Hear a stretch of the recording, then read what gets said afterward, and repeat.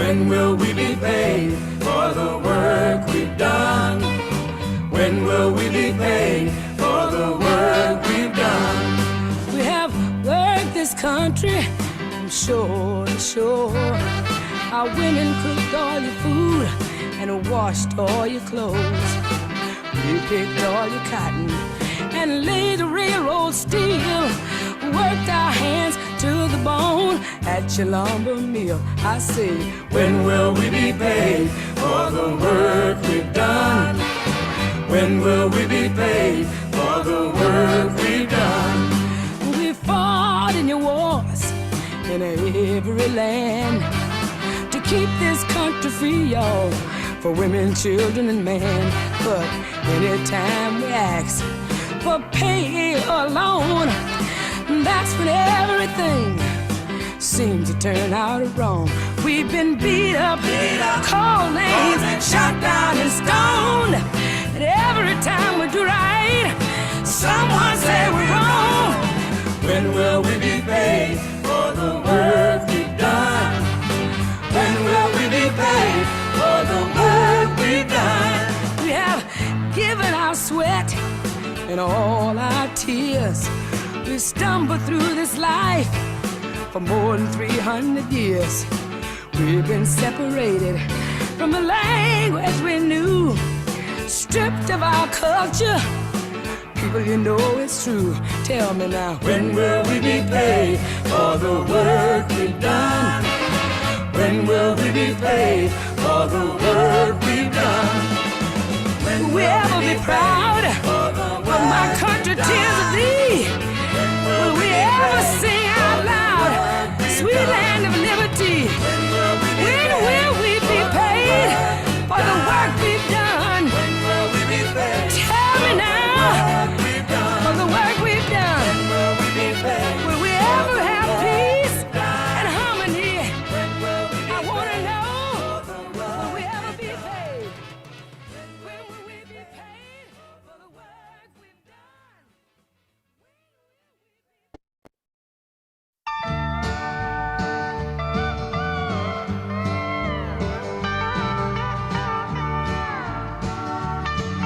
Hi, Guiseppe. You who are on the road must have a code that you can live by, and so become yourself, because the past is just a goodbye. Teach your children well, their father's hell did slowly go by, and feed them on your dreams, the one they picked, the one you know by. Don't you ever ask them why, if they told you you would cry. So just look at them and sigh,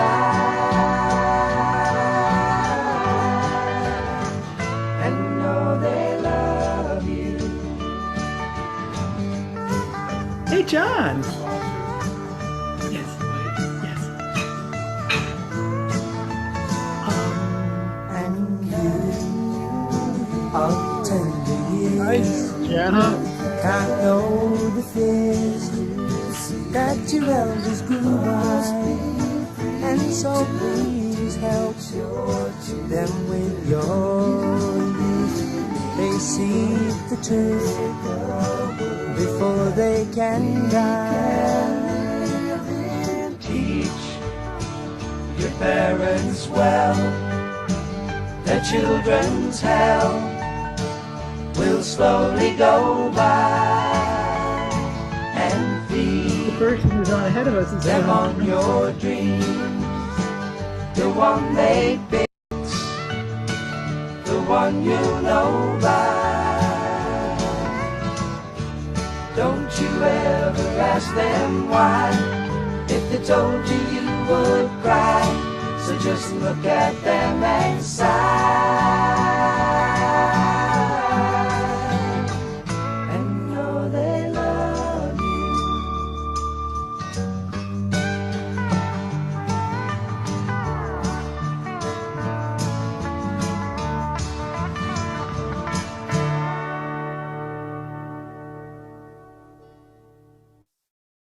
Good afternoon, everybody. And maybe good morning for some of you on the West Coast. Very excited to have everybody here. The program will begin shortly. We're just waiting for a few more of the friends and family to kind of file in. Can everybody hear me okay? Can I get just a thumbs up? Everybody's muted right now, which is intentional, but we'll unmute in a bit. Awesome. All right, and everybody can see the slideshow okay on the screen? Great. Look at all these faces. This is awesome. I'm going to make one setting change. We'll hang tight and we'll be right back. And the man of the hour, I will bring up on screen. All right. We have a few more coming in, so I'm just going to mute myself. I will be right back.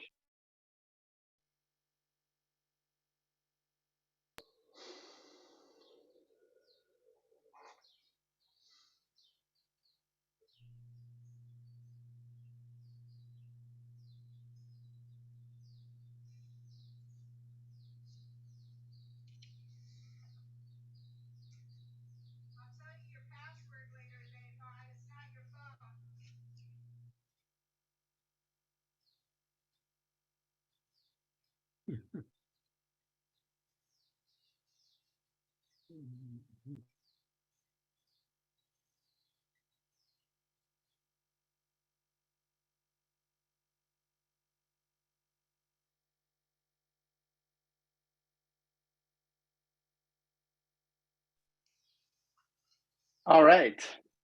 I think we should get started. What do you think, Pa? Good as now as ever. All right. Excellent. So to start out with, Pa, if you wouldn't mind admitting people as they're coming into the waiting room, I'm going to kick off some of the things for the day. So welcome everybody to Frank Hammer's 80th birthday. My God, it's kind of surreal. We'd like to start with some of the people who are attending as friends, just so everybody knows who all is on this call, because up until now, I've been sending everything BCC. Ha ha ha. So with us joining today, people who've registered, is a long list of family and friends from all over the place. Let me resume. There we go. From all over the place, really going back to the 1950s, who have had relationships with Frank all the way through to today. So we're really excited to see so many people on the call and who've registered to join for this momentous occasion. So then we also have some featured speakers today who have been invited to speak. And that'll come up a little bit later in the program. But our speaking friends today start with the 1950s. We've got two through the 60s and the 70s. This is the order that we'll be inviting you to speak in. So just take note for later. Going through our 80s and 90s and 2000s, and then the 2010s and 2020s. Pa, you've got a lot of friends on. It's pretty cool to see. Indeed. So before we kick things off, I'm going to hand it over to my assistant. I'll be right back.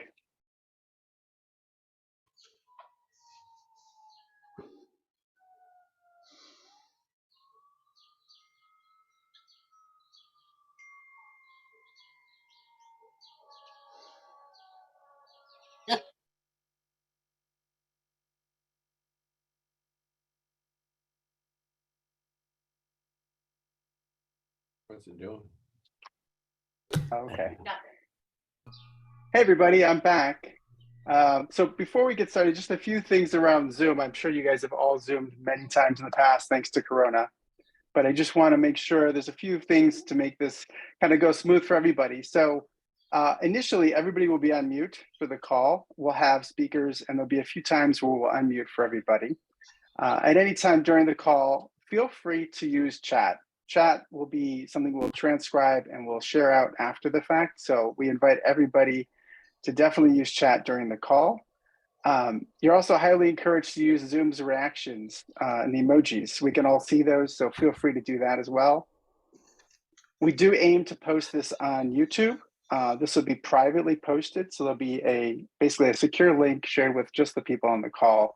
That way, if you've missed it or people who couldn't stay the whole time, be able to go back and listen to it again later. But that'll be a private link, and we'll share that out sometime after the call. And last, we recommend for best viewing, if you guys want to go full screen, you'll be able to see a lot better using full screen. So a couple other tips for those that aren't as familiar with Zoom. Down in your taskbar, you'll see this little reaction emoji. That's basically your where you can pull up the emojis, and you can use even custom emojis if you'd like, just to keep it interesting. And then we also encourage you to share it through chat, and the chat's down here in the Zoom toolbar. So one last thing on the Zoom side for viewing options, I'm highlighting 150%, but we recommend 100%. You can change the setting at any time during the call. If it looks too small, you can zoom in, zoom. If it's too big, you can zoom out. Okay, and then there's going to be two portions during the call where we're going to unmute everybody.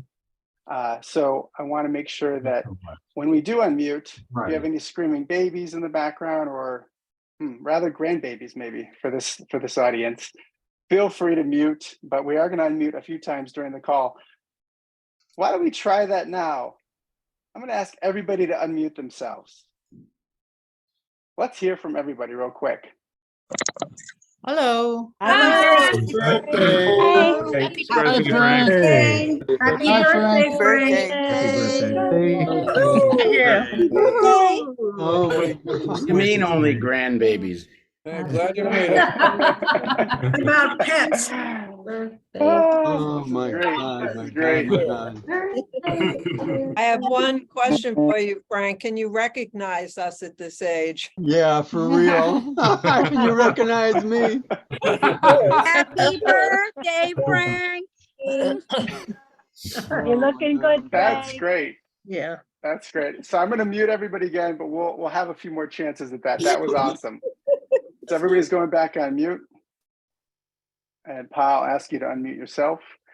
And so the last thing is when we go to the speaking portion, so this is basically, there'll be a timer that will come up on the screen just to keep you guys in check in case you're running a little long on words, which some of us tend to do from time to time, just so we can keep the call going and not get this to be too long where we reach sunset. But we do have a lot of great speakers today joining. So that timer will come up. It'll go from green to yellow to red. If you're going up to 2 minutes, that's great. If you're going over 2 minutes, not so great. So this will let you know. It'll be a good visual indicator. All right. Without further ado, I'm going to bring our first family member up. And Mom, I'm going to ask you to unmute yourself.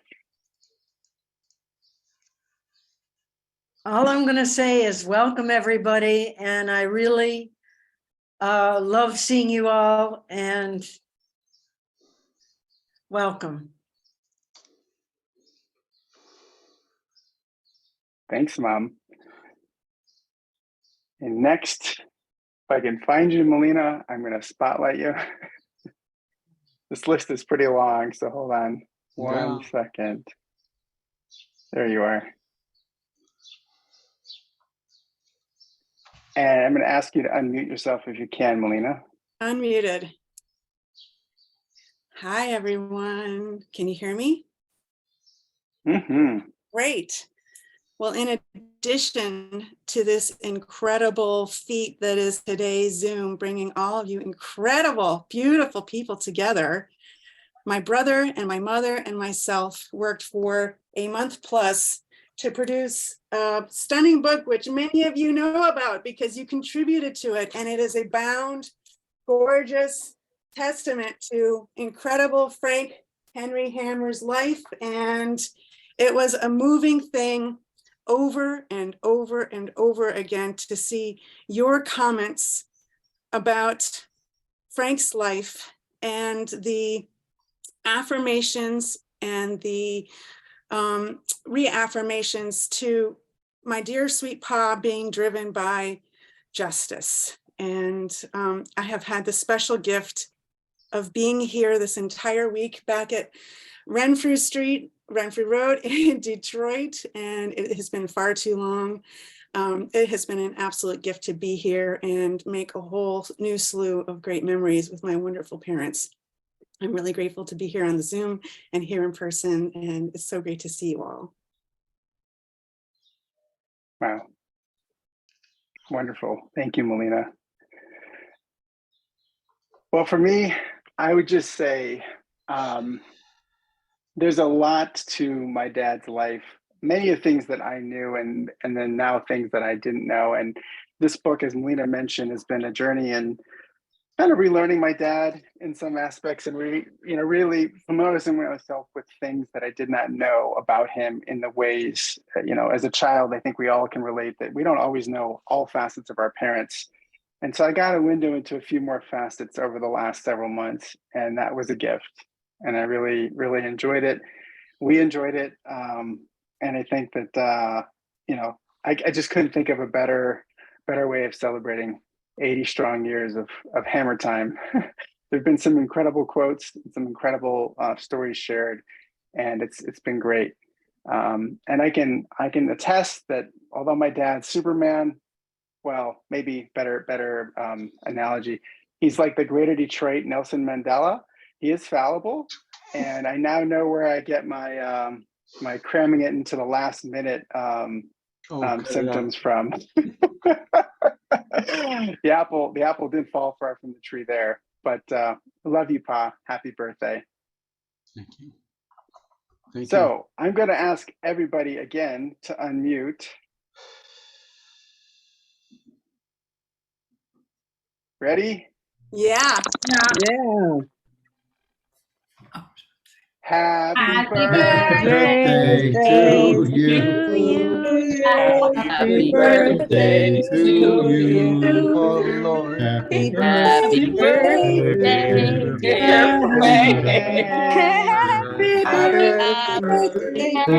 dear birthday to you. We need a choir conductor.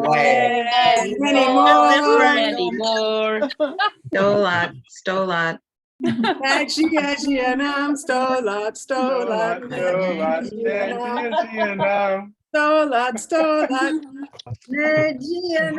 Frank. Is it happy birthday, Frank? Happy birthday, Frank. What was that? That was great. It's in Polish from some old friend. That's right. Baby. Love hearing the little ones in the background. So I'm going to mute everybody again. And Pa, I'm going to ask you to unmute yourself. And now we get into the next part of today's stories. Over to you, Pa. Okay. All I can tell you right now, and I'm not seeing the rest of you, but I'm going to tell you right now, I am absolutely emotionally overwhelmed. And this was an idea, and this idea has become a reality. And what makes it the reality is that so many of you have joined me. Some of you have maybe talked to yesterday, and some of you who maybe talked 40 years ago or more. And to have you all present in my life on the occasion of my birthday is just beyond words. I'm very, very, very moved, and I'm so moved by Guiseppe and Melina and their partners, Megan and Jim, who put this together. And of course, my loving, wonderful Karen, who has seen me through all of this and enjoyed helping put this together, as well as the book that was mentioned earlier. This has not been rehearsed. This is the first time I'm going to run through this, and I hope this works well. And I really look forward to sharing pieces of my life. Unfortunately, I don't feel it's complete, but it'll do for today. And I know that I have a very sympathetic audience, and that's always so wonderful. Proceeding. So okay. So I need my text view. Okay. So we're gonna just run through this. The boy on the left is my father, Edward, sitting next to his dad in Dresden, Germany, who was the factory owner producing handcrafted hammer dress shoes. Their family was disrupted with the rise of Adolf Hitler and the Nazi movement in the 1930s. My family was Jewish, but generations before had converted to become Lutheran to overcome centuries-long anti-Semitic discrimination. The Gestapo didn't care. Recognizing the threat, my dad fled with my mom to France in 1933. In 1938, 2 years ahead of Germany's invasion of France, they fled again with their 1-month-old firstborn on a cargo ship to Ecuador, one of the few countries welcoming German refugees. He advised other family members to do the same. Those who dismissed his cautions were eventually captured and sent to die in concentration camps. So we're going next. Yes, and next is another image that I found of theirs just this morning, which I thought was fabulous. My dad is in the center, in the back. Next. So this is a photo album from my mother. These were Ecuadorians and were natives, and we were taken in 1939, 1942. Next. Yeah, so interesting. Okay. So my dad is the fourth man, fourth from the left. And he and my mom once operated a tire retreading plant in Ecuador. And he may have, I don't know the history of this, but he may have been negotiating for rubber harvested in the region. Next. I was born in 1943 in Quito, Ecuador. My brother Mike was 5 years my senior. I was already in love with cars and trucks, not to mention buildings, as can be seen in that little drawing. And there is my family at the beach. My first 7 years were spent in Ecuador in the mountains, the poor city of Guayaquil, and vacationing at the beach. Are we good? Yeah, here we go. Okay, I'm sorry. Next, I forgot to say next. See, we didn't rehearse. Okay, next. That's okay, that was my, can we back up? Sorry. So that's my brother in front, and then myself, and then my father and my mother behind me, and a cousin to the right. Next.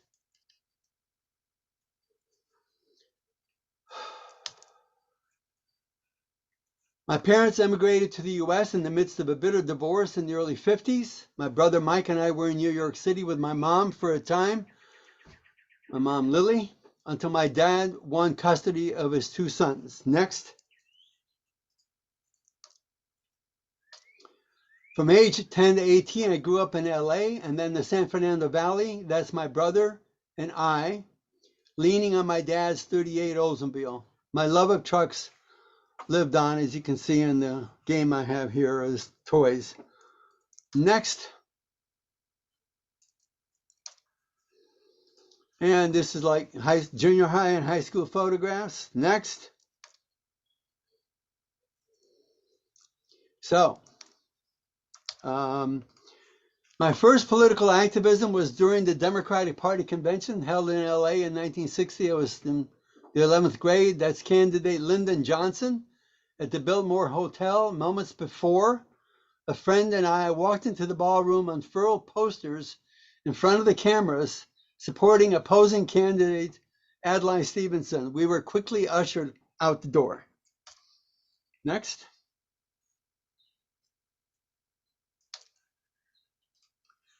My mother, Lily, who became a wonderful painter in her later life, encouraged my artistic expression.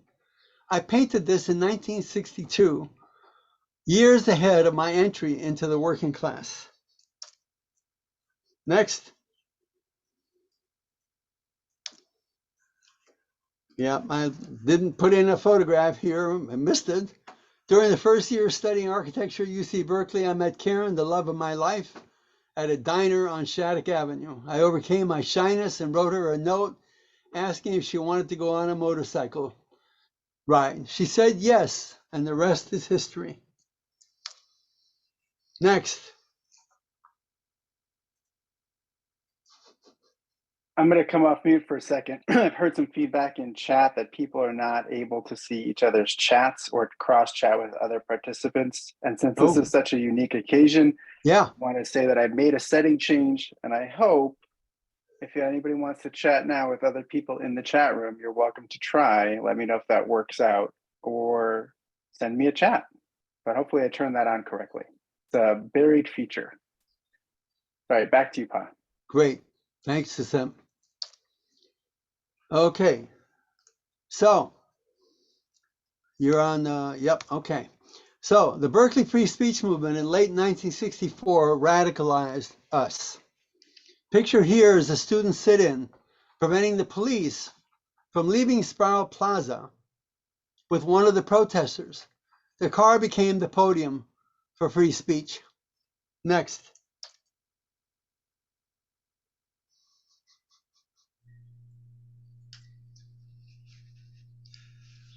Within a year of Karen and I falling in love, we marched in San Francisco with 30,000 protesting the U.S. invasion of Vietnam.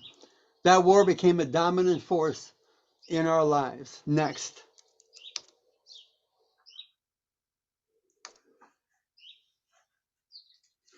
I was in a special architecture program initiated by a visionary architect, Chris Alexander, pictured on the right, in the photo on the left, who taught me the art of critical thinking. Let's do next. Okay. By then, Karen and I made the controversial move to live together, which was captured in this Look magazine article in June 1966 with photos taken by later famous photographer Jim Marshall. Mm-hmm. Very cool. No helmets, of course, and riding side saddle. Next. I got over eager on that one. Yeah, this is one of my favorites. Right. Mom, I still do not know how you did this. And you call me the daredevil. All right, next. I was accepted in the sociology department at University of Michigan for graduate studies, and soon with fellow students joined this historic 40,000 strong anti-draft demonstration at the Pentagon. Next. Mom, you're on too if you're unmuted, so feel free to add to this. Yeah, for sure. Because now she's in your life, huh? Now she's in my life. When I left for Ann Arbor, I hadn't decided to marry Karen. That changed 2 weeks after I arrived, when I called her from a payphone and asked her to marry me. We married in the hills behind Berkeley in December 1967 with a cluster of good friends. A year later, after much soul searching and with Karen's support, I returned my draft card to the government, risking 2 years in prison. It was my good fortune that imprisonment was not my fate. This is somebody else's 2S deferment card, but that's what mine looked like, and that's what I returned to the draft board. Next. Okay. As part of the Ann Arbor resistance, which Karen and I were not part of, we put up anti-war displays in the middle of the diag, exposing the connections between the much-hated Vietnam War and the university's role in supporting it. We planted hundreds of crosses on the diag for every Michigan veteran killed. Next.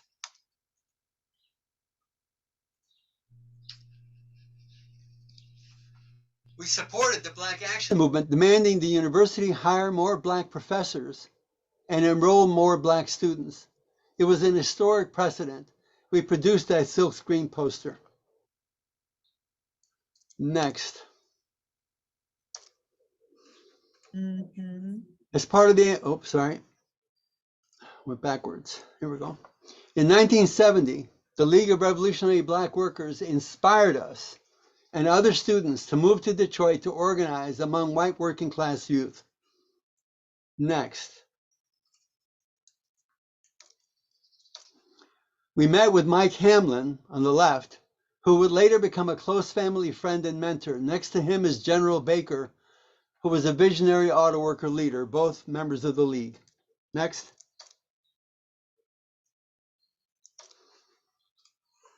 We moved to Boston, where we took factory jobs at rubber plants. We just had a short stint in Detroit. I worked at the end of the line in my rubber plant, cutting these conveyor belts. Next. And I worked putting Converse sneakers together and winter boots. Okay. We returned 3 years later. We moved to Detroit to start our family and continue working class organizing. My first job was at the Chevy Ford in Hamtramck, where we lived. Next.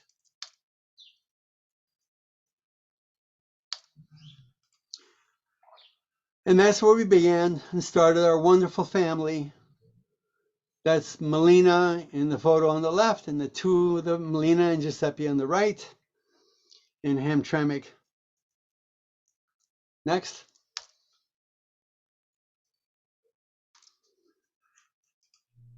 We often took Melina and Guiseppe to the DIA to view the Rivera frescoes. The Detroit Institute of Arts. Thank you.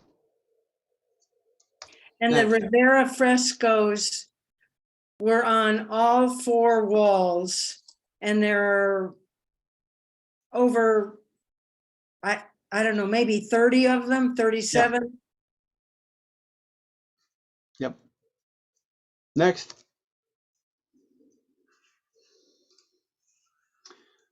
My next job, I was laid off at the forge. My next job was as a wheel loader at the Warren plant. Next. We were evicted from our flat in Hamtramck and bought our first home in Detroit. That's the t-shirt I wore to work, in case anybody was confused why I was there. It says Next. here's trouble. Of course, our children became part of our union life. Next. Boy, did we ever. The UAW Flint sit-downers from the 30s had a great impact on me. We had the honor of joining their reunions in Flint in the 70s and 80s. That's Nellie, one of the leaders of the Women's Emergency Brigade, with my co-worker Dave McLaren. And that's Bud Simon on the right, the leader of the 44-day occupation of one of the GM plants. Next. In order to, never mind.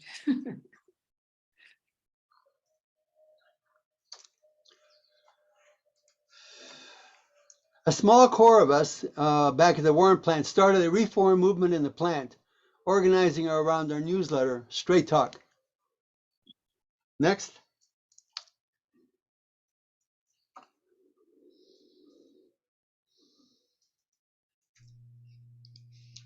My brother Mike was assassinated in El Salvador in 1981, along with two other men collaborating on a CIA, AFL-CIO land reform program, hated by the large landowners.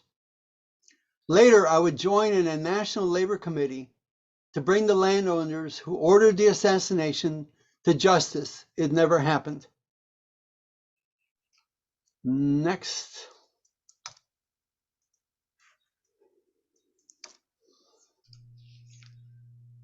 I'm proud that I helped lead labor groups, including the UAW, to demand U.S. out of El Salvador in the 1980s. Next.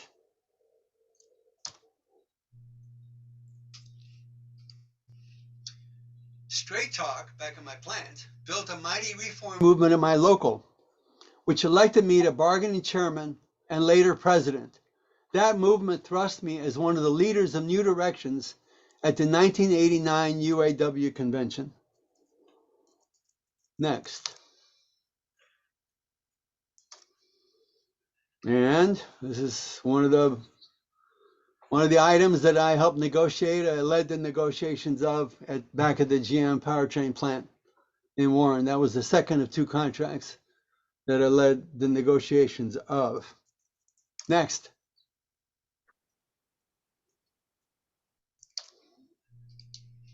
So my love of photography took me to abandoned spaces, in this case with Melina and Jim, like the Detroit Public School warehouse. The image on the right is from one of its walls. Next.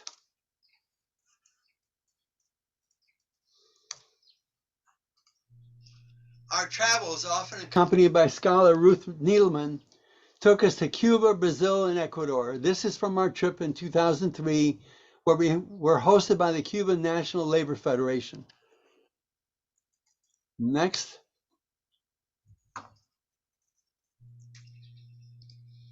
My family and I were frequent participants in the annual vigil held at Fort Benning, Georgia.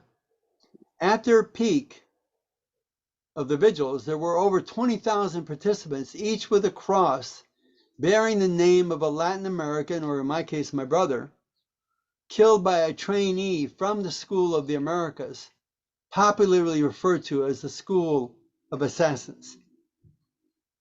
Next.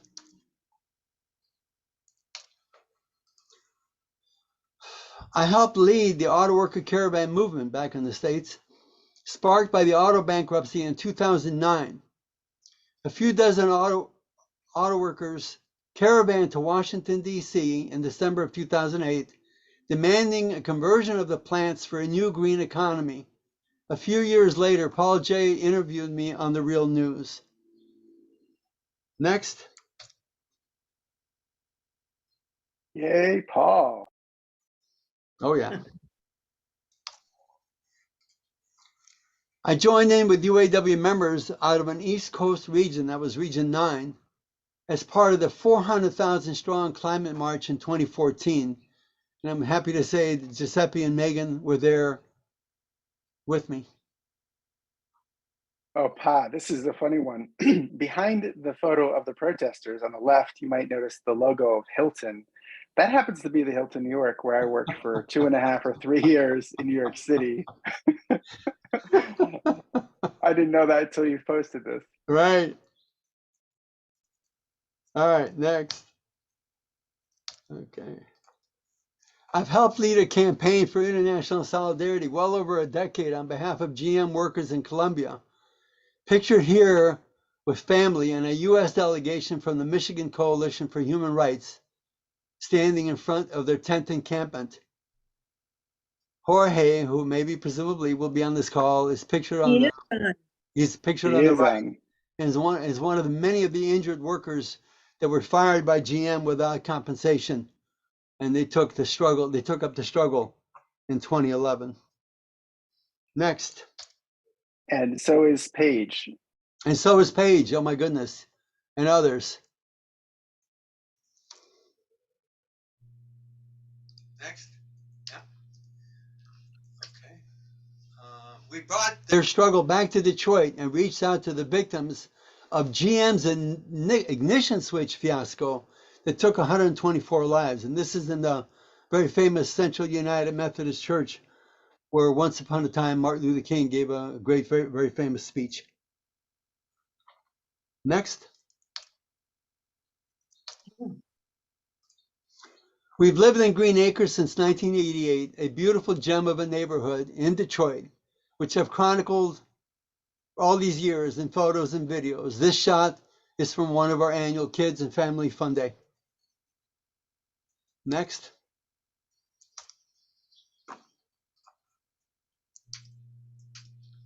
We've continued our climate activism here in Detroit with Megan and Giuseppe and dear friend Reggie McGee. And by the way, we've also participated in demonstrations in DC with Lena and Jim. Next. And that was also Reggie McGee in that photograph. We've also, for a decade long, been part of a decade-long campaign for sustainable development at the former site of the fairgrounds. we formed the State Fairgrounds Development Coalition. The sad ending to that story is that it's today occupied by a yet to be opened mega warehouse for Amazon. Next.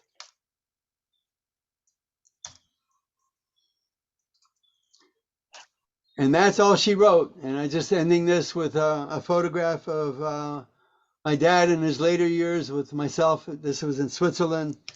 And I owe so much to my dad for being one, even though he lost much of his sight at the end of his life, who really saw things for what they were. And that ends that story.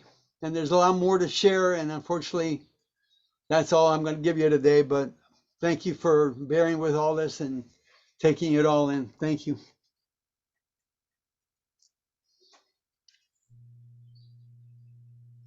Oh, and then I'm asking everybody to unmute. Feel free to unmute. Thank you for sharing. Yes. I hope you write many more chapters, Frank. Thank you, Frank. Well Thank done. you. Thank you, Frank. Well Thanks, done. Frank. That was really good. Beautiful. Thank This is you. Grayson's story.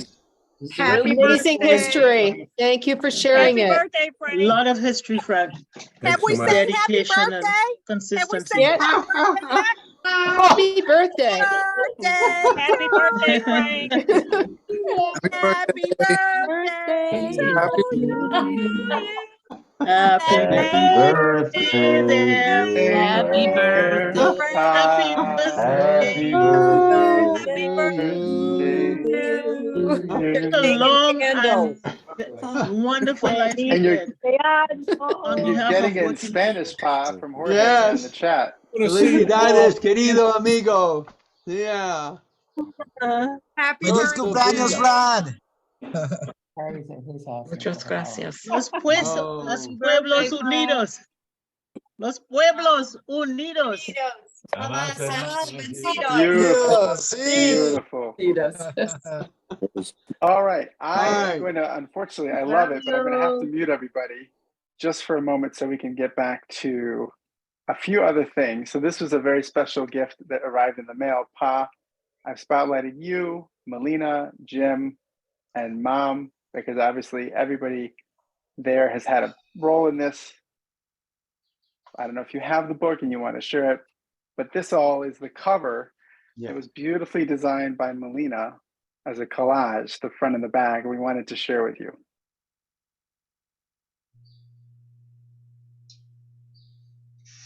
This is fine. And what an absolute treasure.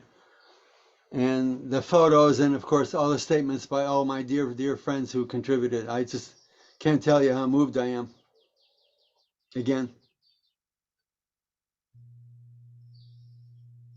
Well, the Wall family is on this call and they will recognize this because they also did this for wonderful Betsy for her 70th. And that was definitely part of the inspiration for Melina and I to figure out we wanted to do this for Pa. All right. Deep breath, Pa. Deep breath. Yeah. I'm going to go ahead and we're going to start calling up our speakers. So we get some more good stories to come. And we're going to start out with our first decade. Now, I have to apologize if I mispronounce anyone's names. Please forgive me. But we do have Maxine with us. And Maxine, I'm going to go ahead and spotlight you. And I'm going to ask you to come off mute. I did. Okay. Hi there. Hello. Welcome. It's been a long time since I've seen you. In honor of overlapping at least for a week or maybe longer at Cal, I'm wearing my Cal t-shirt. So that's in honor of both of you. Yeah, I've known Frank, I guess, since the earliest picture I could find was 1958, because Eddie made the brilliant decision to marry Helly, who was the school friend of my mother's cousin in Switzerland. How's that? And I'm a few years younger than Franklin is, but I remember Franklin and Mike very vividly because we used to spend a lot of time at your home in the valley. And I remember most striking was your incredible art. Oh, I'm sorry, my cat wants to come in here. Was your incredible artistic ability. I remember just the most detailed, beautiful drawings you did. One in particular I kept for years and years. I couldn't find it when I looked for it recently, but it was a drawing of a wagon, a covered wagon with horses in front. You were an amazing artist when it came to drawing horses. So that was a very special thing that I kept for a long, long time. And now I have something that, well, I guess it isn't related to, but Helly's grandfather's or uncle's drawings hanging on our living room wall, which came here thanks to you from Switzerland. So I just remember hearing about your escapades and hearing about your willingness and observing your willingness to take on authority in many, many different circumstances, including the police in the, I don't know, roaming around the Hollywood Hills. So, so I just had an enormous amount of respect. And boy, when I found out that, you and Karen were these superstars who were making their way through a most tumultuous time, doesn't seem to have gotten any less so though, and have just kept it up for so many decades. I want to tip my hat to you. So thank you for being a friend and being an inspiration in ways, although I never was able to reach your heights, but certainly was always terrific to look up to you and your entire family, and to be at Melina's wedding. That was a beautiful event here in New York. So I hope just that when you do come through New York again, that we'll get to see you. So happy birthday, and with the greatest respect. Thank Take you. care.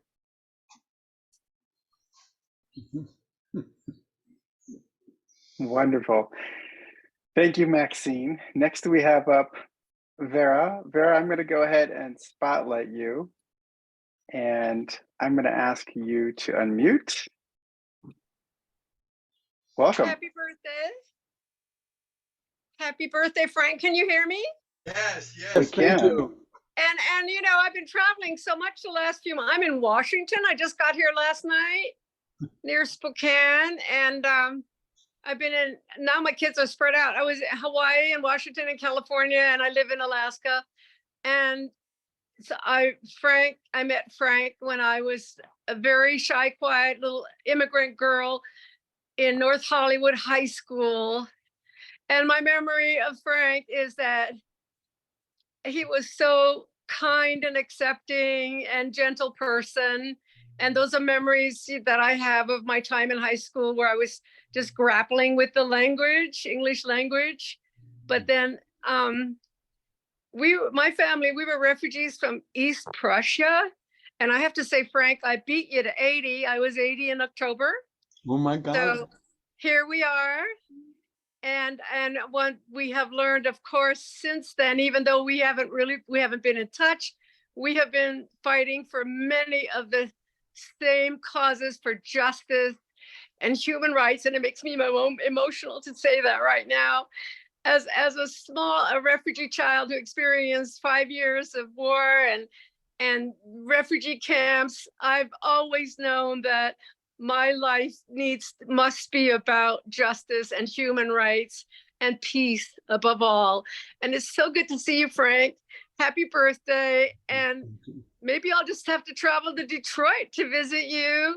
And I loved your pictures today, your photos and your presentation. I didn't get in on your book, and I'm technically incompetent, and I didn't know about any of that or where I would be today, but I'm so happy to be here. Happy birthday. All the best to you. Thank you. Take care. Thank you. We'll be in touch again. Yes, yes, yes. Thank you. Yes, a similar journey. And I'm happy. Me too. Thank you. Thank you so much, Vera.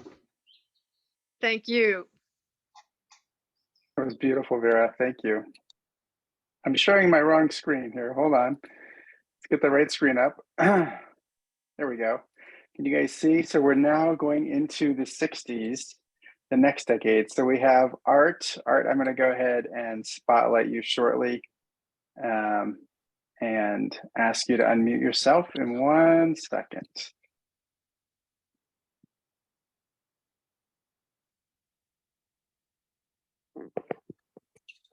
Hi, Art. Hey, Frank. Karen. I love you. I have a split screen here, so I'll look at the camera. So, yeah, it's been a long time. In the, I don't know, 67, 68, I put up an ad in Ann Arbor for a roommate. I was looking for someone that with a social conscience and maybe artistic. And Frank and Arnie, I don't remember Arnie's last name, Frank. Anyway, they were the two responses, and I flipped a coin, I guess. Anyway, I chose Frank, and here we are. And I remember that Look magazine article. I was working for the American Friends Service Committee. Aber im Prinzip können wir mit einer Maschine abtippen. Fritz, can you unmute? Can you mute? Thanks. Sorry, I muted everybody. Art, can you unmute yourself again? Just so we don't have any disturbance in the background. There we go. Yeah, thanks. So we were doing some draft counseling and anti-war work and doing a lot of work out in the field with migrant farm workers and ex-migrant farm workers that wanted to build their own homes and juvenile homes and all sorts of stuff. And I went on, I was a jeweler also. I went on to working metal and have ended up in Alaska. I served on the American Friends Service Committee board for 6 years or so and commuted from a small town in Alaska to Philadelphia 4 or 5 times a year. And I'm currently active with missing and murdered Indigenous people and boarding school, Indian boarding school issues, and still hanging out with the Quakers. And it's great to see you, and I love you, and Karen. It looks if I may, you were my first roommate. And that's where I was with you when it dawned on me that there was a woman back in Berkeley that I left behind. So, but you and I were together. That was you were my first roommate. That was wonderful. Yeah. And we still have, Karen still has earrings that you made. Great. And it looks like you brought up a couple of great kids. Thank you. Thank you so much. Thank you so much, Art. Really appreciate it. So next we have up is Bernie. Bernie just rejoined. Perfect timing, Bernie. I'm going to ask you to go ahead and unmute yourself. And let me bring you up on screen here.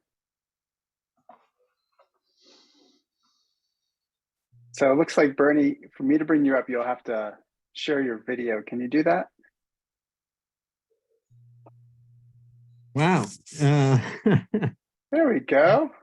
I am actually in Auburn, Washington, in the Seattle area, visiting my partner Sarah's son's family. her twin granddaughters also are having, well, their birthday is today and there's a big party going on. So, but I didn't want to miss out on an opportunity to say how pleased I am to be able to participate in some small way in this event, and wish Frank a happy birthday and many more happy and healthy and productive years ahead. And I think I've always been impressed over the years by Frank's steady hard work and determination and participation and just kind of pushing forward in spite of it all. I've been meaning to send you a copy of that poster, by the way, of the fight for, I think it's over Black Studies in Ann Arbor at the time. I have a copy of that, and I thought you might enjoy it if you don't have a copy of it yourself still. And I have such fond memories of that time in Ann Arbor and all the things that happened then that shaped my life, my view of the world. I also can understand in terms of an immigrant background that the war had an enormous impact on my family. My parents both grew up in Poland. I was actually born in Germany right after the war. They were refugees, and they had both been in concentration camps, and we immigrated to the United States in '49. So that also shaped my picture of the world and the struggles of immigrants, and in particular, and you know, politics at large. So I don't want to take up a lot of time, but I really wish you the best to you and to Karen, of course, as well, you know, going forward. And I'm delighted to have been able to participate. Thank you. Thank you.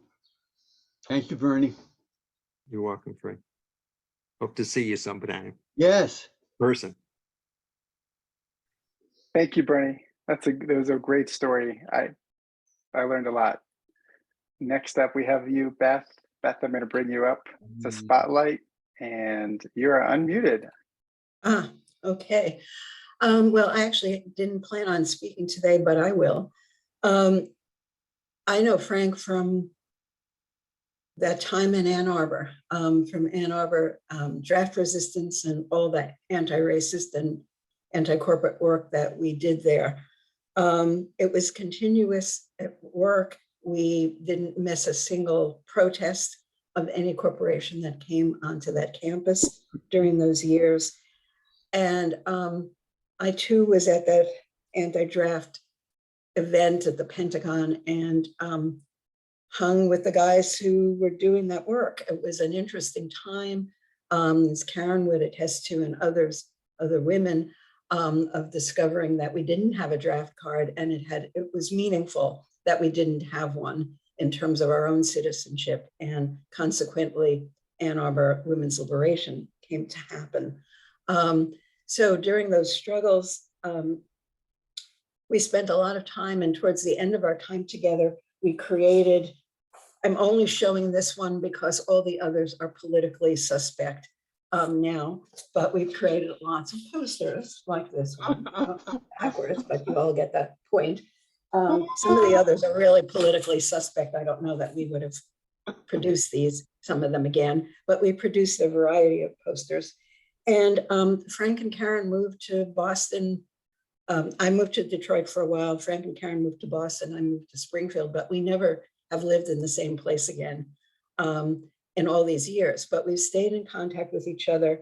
And I, unlike Frank, stayed with sociology and stayed, but quit that sociology department at 1968, and subsequently came back, got a PhD, and have been until last year at the University of California in Santa Barbara, doing political work of all sorts, both for my local little community here as well as sort of more nationally. So I'm glad to be on this call and to hear about some of the work, the more voluminous work that you got to do, but I got to see a part of you developing and thinking politically about what were the right ways to go and how to think about life going forward.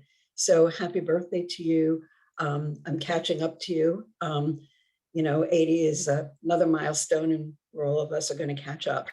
And enjoy this day, and talk to you and Karen soon again. Bye-bye. Thank you. Thank you. Good to see you, Beth.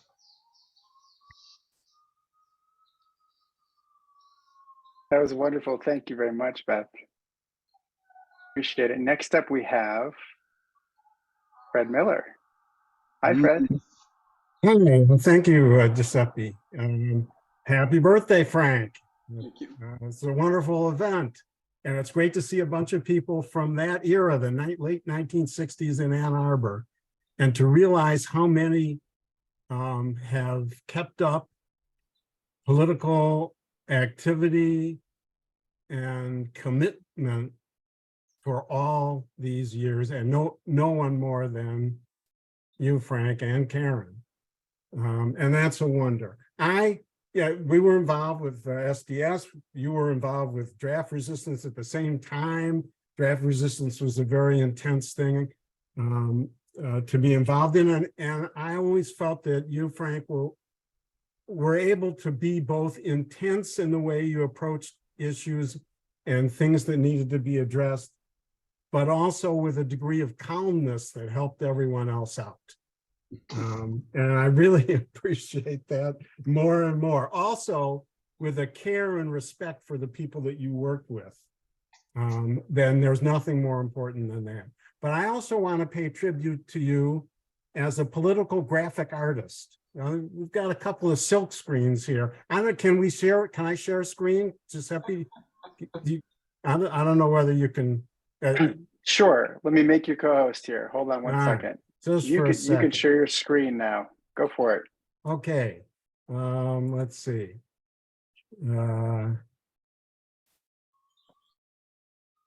Okay.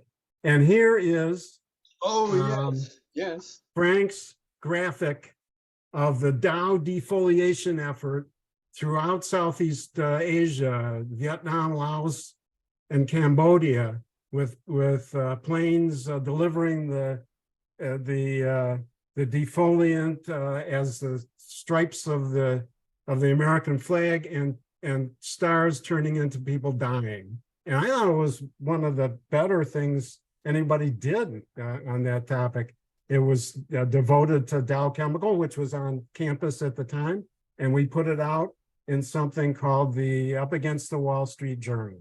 And so there you have it, another aspect of Frank's creativity.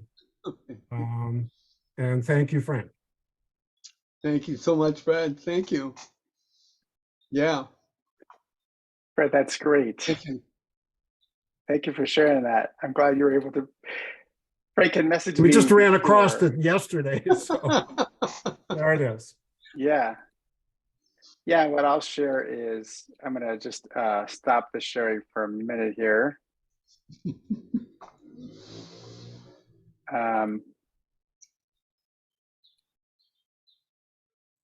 Actually, Fred, would you mind unsharing your screen? Oh, there, okay, sure. There we go. So the other thing I would just mention real quick is Fred also in the book supplied, of course my background's gonna play with the police report that my dad was in along with Fred from the Michigan Red Squad days. That was a great addition. Yeah, thank you to the Michigan State Police for that, and their Red Squad, which kept a lot of documents that the rest of us. Oh, you muted yourself, Fred, but yeah, that was great. Thank you very much. Thanks for making such a great addition to Frank's book.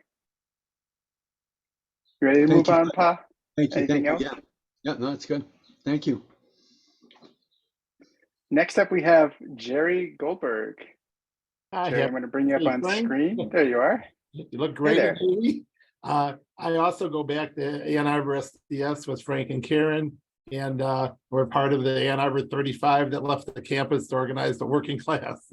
One thing I want to comment on is the work Frank did in Auto Worker Caravan, which was a very difficult. I mean, one aspect of that was a tremendous international solidarity work, but the Auto Worker Caravan kept at least the burnings of a rank and file movement in the UAW alive when things were pretty dead and the union was on a pretty disastrous course for so many years. And I think in part, the caravan helped inspire what we're seeing now is the rebirth of a rank and file movement through the Unite All Workers for Democracy, which resulted in the first democratically elected president of the UAW. And it's really brought together a caucus that has some genuine life to revive the fighting militant history of the UAW. And I know Frank and I talk a lot within the caucus on how to bring some of the history that we have and some of the revolutionary perspective that we have in the politics we have to move this caucus forward. It's been a pleasure to work with Frank in building this. But I think Frank deserves a lot of credit for this rebirth by being someone who kept the fires burning when things were pretty dead. And I think we all should feel optimistic about that aspect of our political work as well, beginning to see fruit. So again, it's a pleasure to see both you and Karen, and it's a pleasure to see all the people who were in SDS together with us. It shows how profound those years were for all of us in shaping our lives. And you know, the struggle continues, and we're all going to be in it together. Thanks. Happy birthday. Thank you, Jerry. Thank you so much. Thank you. Thank you very much, Jerry. That was wonderful. Next up, we have Rich and Janice Fialka. Let me pull you guys up on screen together. There we are. Hi, Rich. You're on mute, so you just need to unmute yourself.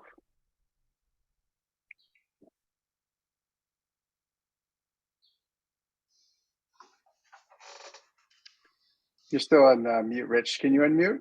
Are you able to unmute? Yeah, I can unmute. Now you can hear me? There we go. Great. Yeah, we can hear you loud and clear. Yeah, Janice just stepped away. It's just an honor to be able to share love and expressions of so much work that you and Karen have done in your birthday celebration. We also go back to the 60s and moving to Detroit and working in the factories and deciding how to move forward with rank and file work and different times and different experiences. I think one of the things I would want to share is your commitment and Karen's commitment to unite both the workplace organizing with the community place work that you've done and you shared within your story. And that's a challenge to all of us who are excited about this moment in workers' rights and worker organizing going on and union organizing is, will it get beyond the rights to the responsibilities of workers, to the community and to the planet and to the international stuff? That's a big challenge, and you've always been part of that. You've always been part of our family and our friendship, and shared many decades and the kids with each other and stuff, and beautiful work that Giuseppe and Melina have done to make this happen. And always, when I look at the book End of the Line, you were part of helping me write that. And important relationships with Stott and Lind and others during that period. So I just want to extend lots of love and congratulations. Happy birthday, and may you make another 20. So we'll be around. Thank you so much for all the work you've all done. Thank you, Rich, and thank Janice too. Thank you so much. Thank you, Rich. Many fun memories back from childhood with Micah and Emma and the whole family as well. You guys have been great. I'm going to mute everybody because there's some background noise. So we'll mute and then we'll come back on. Pa, go ahead and unmute yourself. Thanks, Rich. Next up, we have from the West Coast, Michael Kathleen and Ann Simons. Hey Hello. there. Ann is in Mexico, so I'm holding the fort down. And, everyone recognizes that Frank has been the consummate political organizer. And Ann and I always had a lot of respect for the work that he and Karen did and do. But in addition, the marriage of Karen and Frank was the model that Ann and I used to shape our own relationship. I met Karen and Frank in 1969 and was friendly with them. And Ann and I got together in 1970, and the two couples became good friends. And Karen and Frank were just a little older than we were and had just a little bit more experience in the relationship department. And both Ann and I recognized that Karen and Frank had a relationship to emulate, one that was filled with love and mutual respect and humor. And we admired the way they resolved their conflicts. And we studied their relationship and we shaped ours to be like theirs. And that has been a key element in my marriage for 50 years. So in addition to all that Frank and Karen have accomplished in the world of social action, one of the other things that they accomplished was gave Ann and me a tremendous model to emulate. One last thing I want to say is that, Frank and Karen were involved in a lot of making silkscreen posters. And favorite one was, "Kids, when you're smashing the state, keep a song on your lips and a smile in your heart." We had that poster and it now hangs in the living room wall of our daughter. Oh, that's wonderful. Thank you, Mike. And thank you, Ann. And wherever she is in Mexico, tell her we send her love. And it's so good to see you. And thank you very much. Thank you. Thank you. Yes. And Mike, thanks for also helping my dad improve his jazz collection. Oh, and blues and rock and. Thank you very, very much, Mike, and give our best to everyone. So everybody can see my screen. So we're coming up on, we've just passed the 1950s and 60s. Now we're heading into the 1970s. So I am going to pull up Betsy and Steve. And if I can find them, there we are. Steve's under his alias. Steve, I'm going to ask you to unmute, and I'm going to go ahead and get you on the spotlight here shortly. Hi, Frank. Oh, Happy birthday. Oh my gosh. Well, Yeah. Can I just say one thing as we get started, which is this is a gift.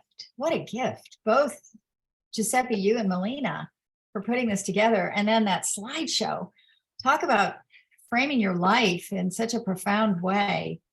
I think when you start out the son of someone who has had the foresight to flee the Nazis, your life's path is kind of set out before you, isn't it? And I've been impressed with that, meeting the people that you knew in your childhood and early adulthood in that regard. So thank you for sharing yourself. And I would say that about your life, Frank. Thank you for sharing yourself with all of us, because it has been a gift to have your friendship. And I don't want to get too teary here, but it's so true. We shared a very close bond, like everyone here in the 70s when we were in Detroit organizing. And what Michael just said about Karen and Frank's marriage, I would say extends to us in terms of parenting. You guys preceded us into parenthood about 3 years earlier. We raised our kids together in their early years. I know they regard each other as brothers and sisters. And the day in and day out, spending time at your house, enjoying meals with you, partying with you every weekend. And those were great parties with so much dancing. And we were young and we were, tireless, babies notwithstanding, and just punching through all of that political work with this tremendous social connection and love is so important. as we have learned in our life, because it's so hard to make political change. And it's exhausting in many ways. And if we do not also embrace each other and have those times of deep connection, we will not make it through. That is just the truth. So thank you so much for your and Karen's example to all of us, and for steadfastly staying the course. We would not be so engrossed in climate change work in our area were it not for you. And just kisses to you, hugs, and many, many more years. Thank you. Yeah, because it was like 10, 12 years ago that you said climate is so important. And what are you talking about? As usual, Frank, you were ahead of the curve, and now we're up to our eyeballs in that. So, but Frank, you've been like a big brother to me, you know, and how to raise a family, how to carry on, never giving in to cynicism, never, or pessimism, and how hard the struggle is. We were in Chevy Forge together back in the day, which was a little piece of hell, Chevrolet Detroit Forge. And then we had that march down Main Street, Hamtramck, to stop the robberies, enjoy safe streets. That was the Detroit Police Department's green light to kill young black men. And we had white workers out there from that forge marching with black people against the police brutality. And then moving families back into their homes, Karen and you showing us the way to fight evictions. It's been one thing after another, Frank. And I just want to say, you always took great pictures all through the whole struggle. You know, that was great. So I just want to say, you've never turned away from that fight for dignity and justice anywhere. You know, you come from a deep commitment to make a better world. And we could all learn from Frank. And I just want to thank you for being my friend, Frank. I love you. Love you back, and thank you so much. Thank you. Thank you. Look forward to seeing you. Yeah. Thank you. That was wonderful. And not to put you guys on the spot, but I'm putting you on the spot because you're part of the family. Oh, Giuseppe used to be in the baby character, Kristen. Happy birthday to you. Happy birthday to you. Oh. Happy birthday to you. Birthday to you. Oh. We've been practicing that for the past hour. So thank you for giving us a performance. Oh. Now we're gonna mute ourselves because there's no end. Wow. Wow. That was a special treat. Thank you, guys. Thank you, Rebecca and Kristen, Steve and Betsy. Thank you so much. And I'm fortunate to call you neighbors. It's been so great to have you closer by and be able to see and share with you more and more, as I could see Megan in the background as well. We love you. We love you, Frank. We love you. Yeah. Love you back.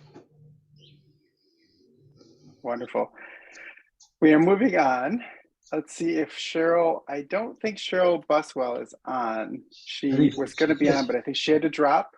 So we're going to turn this over to none other than Donna Coombs. Donna, I'm going to add you into the spotlight, and you are unmuted. Hello. Well, hello, everyone. What an honor, Frank. And I don't want to start by tearing up, but every time I see you and I remember all the history we've shared, I feel so emotional about this whole group of 1970s.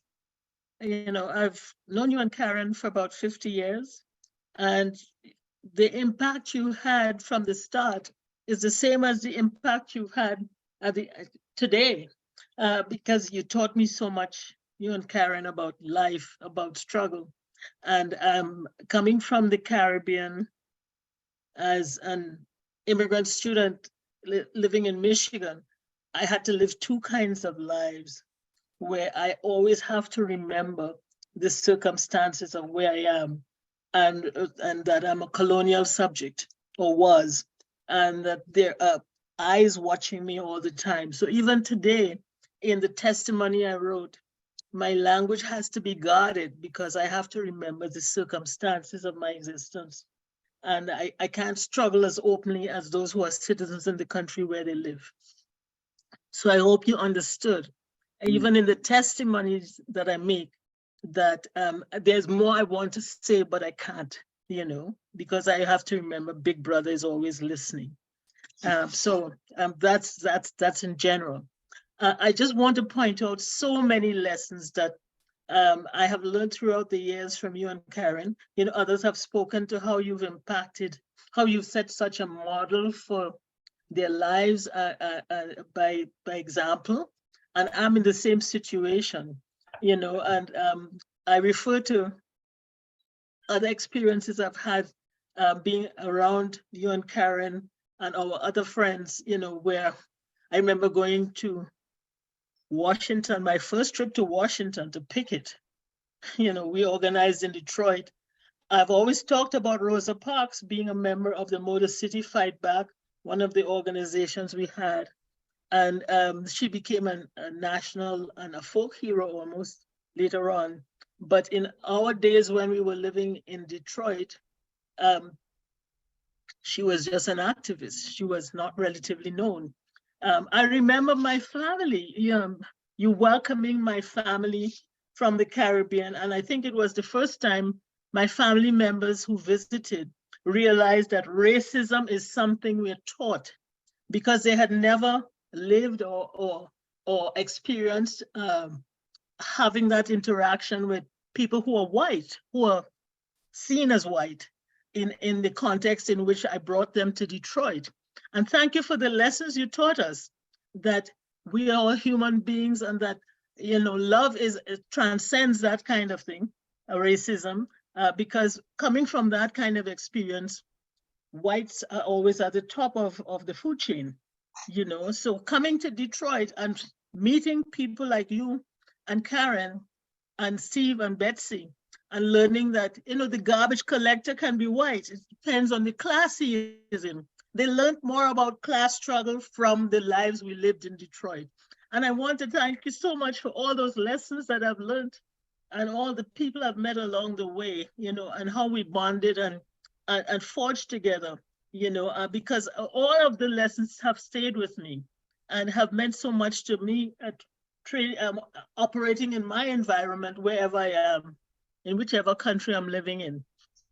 You know, that I thank you from the bottom of my heart. And you know, I know Guiseppe and Melina from babysitting them as babies, you know, from way back. And so I've always, you know, stayed close to what they've done with their lives, and, you know, and told my children about, you know, these friends I have that are dear to me, that are like my family, you know, because you've always been there for us. You know, you've taught me so many things. I remember when I met you as an architect, you know, you had that kind of experience, but it did not transform how you related to class struggle. You've always been the same Frank Hammer, you know. Karen has always been the same person, you know, and that means so much to me. Thank you so much for being in my life, and I look forward to seeing you all as soon as I can. Yes, yes, yes. Thank you, Donna. Thank you so very much. I could say some of the same back to you. We learned a lot from you. Thank you. We love you. Solidarity forever, my friend. You got it. Yes. The beautiful share in the book, Donna. Thank you again. And thank you for your sweet, impassioned words. We're going to move on to our next speaker and guest. Very familiar face to my father and mother, Elsa Auerbach. Hi, Elsa. Hi, so happy to be here. I actually want to just comment on some people who are not on this call. There's a group of people that we were all part of in our own political work when we were together in Boston in the early 70s.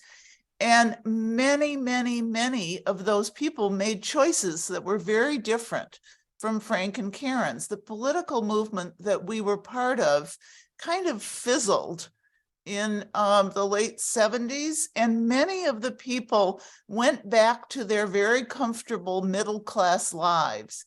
And Frank and Karen were among those, and I'm sorry to say, I have to say, among the few who absolutely committed, regardless of what the political organization was, or regardless of the space that they were in, to always maintain the values that were, underneath the work that we did in the 70s. And I know there are a couple of those folks that not the ones that left the working class, but ones that were part of the group that we were in the early 70s who were on this call.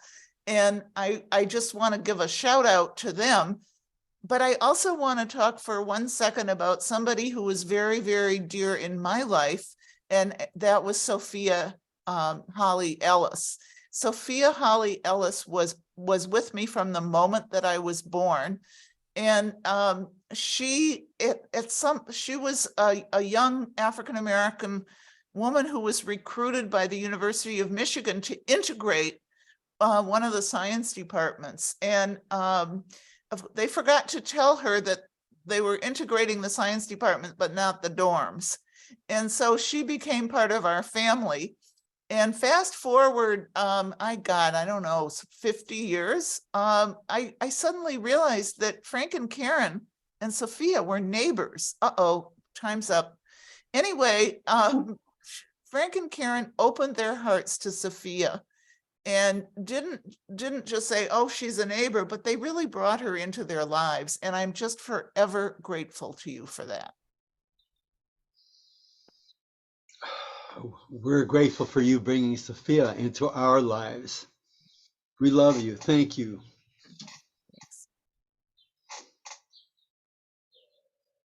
You're muted. Giuseppe. You're muted. There we go. Thank you. Yes, my fingers can only do too many things at once. Let me share on the screen the beautiful, beautiful piece that Elsa, you helped. Part of the book. So here we have Sophia Ellis in Greenacres with my father. Can you guys see that? Yep. Thank you. Yeah. And there are many special people who are not able to join because they're no longer with us in the flesh. And she was certainly one of them. Pa, did you want to share anything about Sophia? Oh, move on? Just to say that she's absolutely one of the most remarkable human beings that we knew. And we were so, she was a musician, a dancer, an academic, a teacher, a soulful woman with a real, also sultry and just amazing. And she was an amazing addition to our lives, and we loved each other so much. And she passed away not too long ago, and we were there. Yeah, thank you. I could say a lot more, but thank you, Elsa, very much. And she wouldn't take no for an answer. If she was told she couldn't do it, she did it. Whether it was for her students or whatever boundary or progress that she was going to make, she put her head to it. She didn't shrink back. Thank you. Thank you, Mom. With that, we're going to move on to our next speaker, John Auerbach. Welcome, John. Hi, Frank. Hi, Karen. I'll pick up from where from Elsa. Elsa and I, in the early 1970s, were working in a group called the Africa Research Group, which was fighting against apartheid and against colonialism in Africa. But I was still a college student there, and as I was graduating from college, I had like no idea what I was going to do next. But I had the good fortune of finding out that there was a vacancy in the summer in an apartment that Frank was renting with Arnie. Was that the same Arnie? Frank, that you lived with them? Yep. And so I had to go in for an interview to see if they would let me live with them for the summer. And so it was really intimidating to be interviewed by Frank. You know, I was like maybe 20, and he was 27, but he was so sophisticated in my eyes and so smart and so dedicated already to class struggle and to fairness and justice that I kind of forgot that I was interviewing for the apartment and just thought, I just want this guy in my life. He really would be a wonderful guide. So luckily for me that he let me move in for the summer. And we spent a lot of time at the kitchen table. Frank talked me through what I needed to do with the rest of my life. At that point, I had no idea. I thought I would go to graduate school. He was telling me I really needed to rethink that. He gave me lots of things to read, and we talked a lot about social change. And then I had the great fortune of meeting Karen, who was just equally as brilliant and wonderful and inspiring, and really came to think of them as my North Star for what I should be doing in my life. Frank and Karen moved later to Dorchester. They allowed me to move next door to them. I think I saw them every single day. Karen was mentioning that she went to work in a factory doing making sneakers, and the URW union was there. And I was in that same factory. And I think I saw Frank and Karen every single day for a very long time.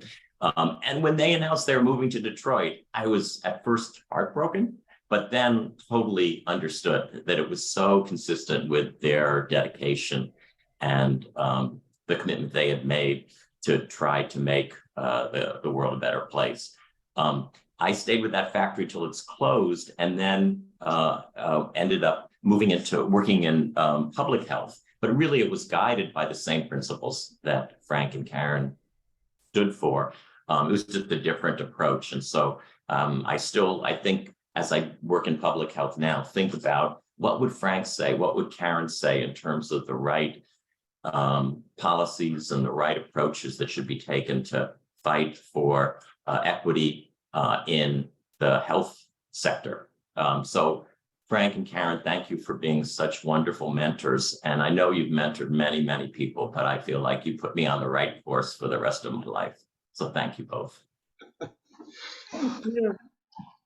Thank you, John. Thank you so much. Please say hi to Corby, and we love you, and thank you so much. Thanks. Love you too. Thank you, John.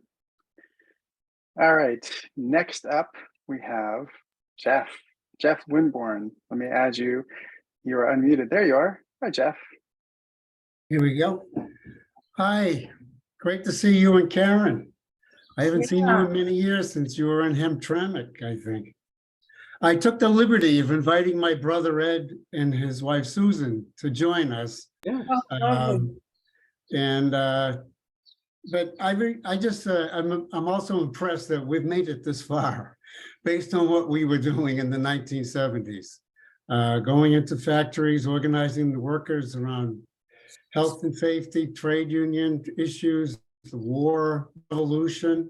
They were, but then the Boston busing crisis and things like that, where there was activity right down on the street level, sending groups into, try to deal with race riots and so on. So I take my hat off to the two of you for continuing in that role and in that struggle all these years.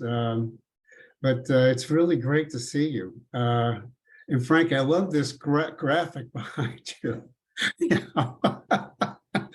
I met them when we were starting to go into these factories. And Frank worked in the same factory my grandmother used to work in, Hope and Hose. And my brother and I worked over in Chelsea for the same company in an awful place. It was constantly full of clay, smoke, and dust, and awful place, but really successful organizing. All across, and with Karen worked was the same thing. John worked there also, who just spoke. And I'm trying to keep this on track, Giuseppe. So But anyway, I'm really glad to see the both of you and happy birthday. I hope for many more, and I'm pretty sure there will be. So let's stay in touch and we'll talk to you later. Great. Thank you, Jeff. And yes, we reached out to Ed, so I'm glad you seconded the motion and you wanted to make sure he was on with us. Thank you. Okay, Thank you so much. Thank you. no problem. Thank you, Jeff. Next up, we have our Martha Jacobs. Let me bring you up, Martha, on the screen. Hi, Martha. I want to say happy birthday, Frank. And looking at you and Karen, you don't show it, but you're several years older than me. And I wasn't reminded of that until this. And Frank, it's good to hear your history because there certainly is a lot that I don't remember knowing. And you might remember that I am that oddball that grew up in Mississippi, never been north of the Mason-Dixon line until I went to Antioch. And in no time, it was very radical at Antioch. Here's my look spiffy for mass work card. I was working in factories, okay? And I also am a bit of a pack rat. Here's our agreements and for my social security number. There's my ID. I've been to about a half dozen factories by the time I hit local 909 and participated with Straight Talk, a period of my life I'm very proud of. I had a lot of absences because I had the two children, my red diaper babies. My daughter, now a lawyer with the EPA, who's been, you've seen her, she's been involved a lot in housing and lead issues.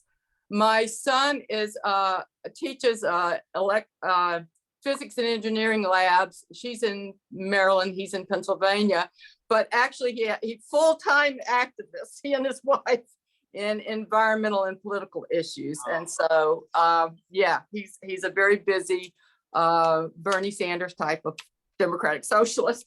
I don't know what happened to a lot of my baby boomer generation, how they went off the rails. I went into mainstream journalism, now called fake news, because as you know, I am one of the many in the early 80s that got kicked out of the auto industry and was unemployed for a very long time. And Pell Grants helped me get a degree. And I worked, from then on in journalism. But I like I say, I don't know what happened to the other boomers, but I am out there protesting and registering voters and doing things like that. Having, of course, being in journalism, print journalism, I lost my job at 62. So anyway, I am so proud of you guys for keeping up the good fight, for making good trouble. I mean, I just really appreciate what you've done with your lives and that you've kept it so consistently. We need so many more like you. We need a lot more people like you to remember how to organize. Anyway, just happy birthday. I'm so happy that you made it to 80. Martha, thank you so very much. And we're going to have a conversation. Well, you can come down and ride on the bike trails. I've been telling you every winter in the Christmas letter. Please come before I have to go move near the kids. Okay. Thank you. All right. Bye-bye. Thank you. Love you.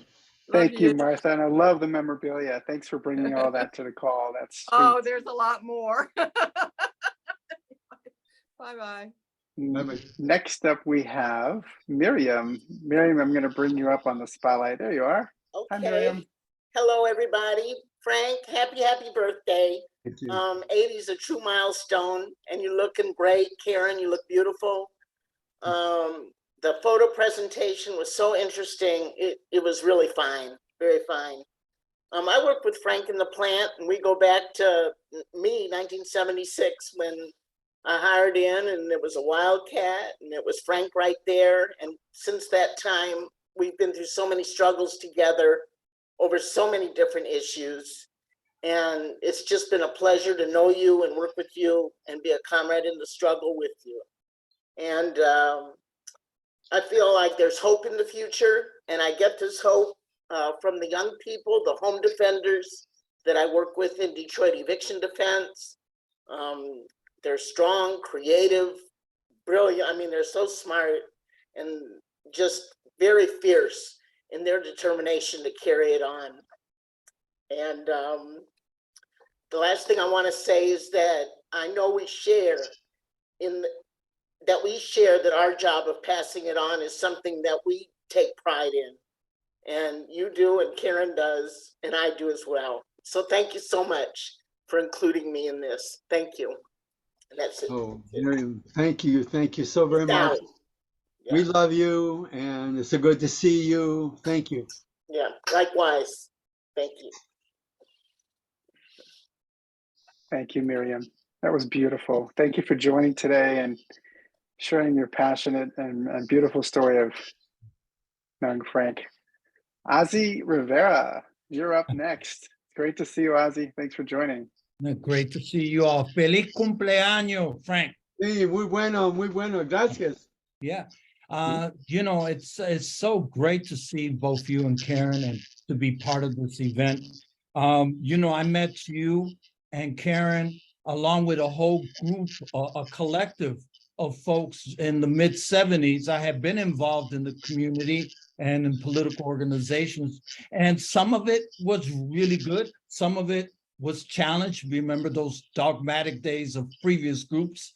But what was really powerful for me was to join this collective of multiracial, multicultural collective that really had impact in the city at different within Southwest Detroit, the Filipino community, within the working class, the Motor City Fight Back, and you and Karen were fundamental to that development. So I'm in my mid-20s looking at this, and I'm saying this is what it's all about. And the fact that, you know, I think Betsy mentioned earlier, we knew how to party too.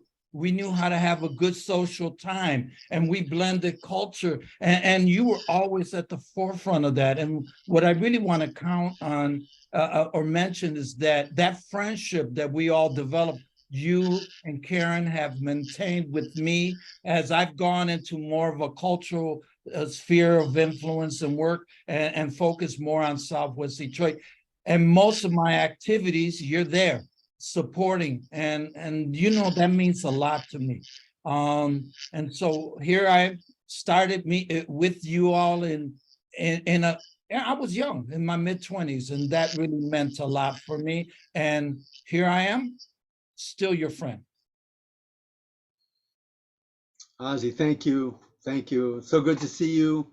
Good seeing you. I look forward to hearing your music and just in conversation. So we love you. Thank you. Walking together. Yeah, thank you.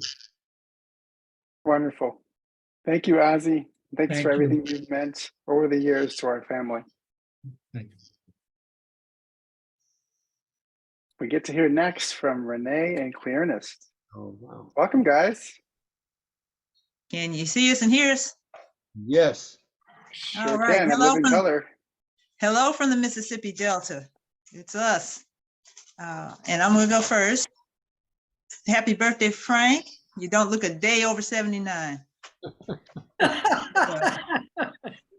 My favorite memories of you all, we were comrades together, we struggled together, but my favorite memories of you all are actually our family memories and how we raised our families together. So whenever I think of Frank, I always think of the children, the time we spent together with our families, the times we would babysit Guiseppe and Melina, the times that you all would go on vacation, we would house sit for you, which I'm sure Melina does not want to remember. The things that we used to do together with our children, and Karen was always such a wonderful help to me, and we would help each other with the whole child raising, being an activist, working mom thing. And to me, those are the most precious memories, because you all have always been people of integrity. You've always lived what you believe, but you also lived it in your family life, how you ran your home, how you treated other people, how you treated your children. Those were always the most precious memories to me. And Frank has been our family photographer forever. So all of the major events in our family, Frank has photographed them for us. So we have the only reason we have some of the memories we have is because Frank captured them for us on pictures and did that for us. Our daughter's wedding, funerals, he was even there for some of that. I mean, they've been with us through everything. And we appreciate you and we love you all so much. Yes, Clay. What's up, Frank? Hey, brother, comrade. Yes, just before we got on here, and she was saying, I had a plate of chicken. I was eating, talking about, don't be eating no chicken on there. And I said, I'm gonna be myself because that's Frank know me, because me and him, we ain't just friends, we brothers, you know, people who love each other.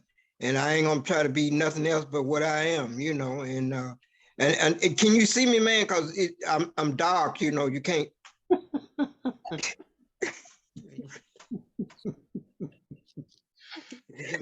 Right and clear. Look at here.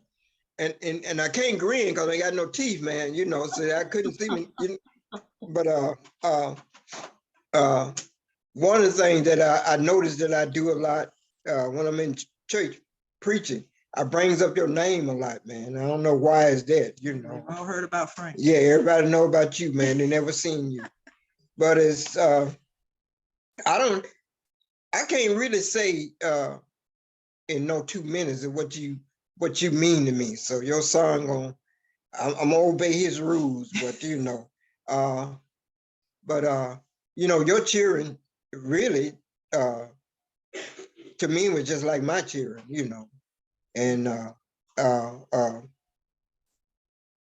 anyway, and as far as the struggle, being Black in America, which you already, that's the thing I think you understand better than anybody else, is that we never, being Black in America can't stop struggling. Amen. You can't stop being a part of a cause. You can't stop working, especially with me, working with cheering, because they got to deal with all this garbage that the society is constantly throwing at them. So, but you've been an influence, man. You know, I didn't realize that I was younger than you. You know, I thought we were about the same age. When they told me you were 80, I said, 80 what? You know, I couldn't believe that, but you look good. You really do, man. You know, I might even try to grow me a beard like yours, you know, since I started early with that, Clee. I wasn't even talking about you. That's right. We're in the red circle. I guess it means we got to. Yeah, I see the red circle. I could talk on and on because I can always talk to you and Karen, and I really appreciate it. Now, the thing I got from Karen more than anything else, other than the struggle, is keeping a mind, be aware of what you eat and drink. Yeah, yep. She taught us that. Yeah, she taught us that, Yeah, and I can remember that, and I always will.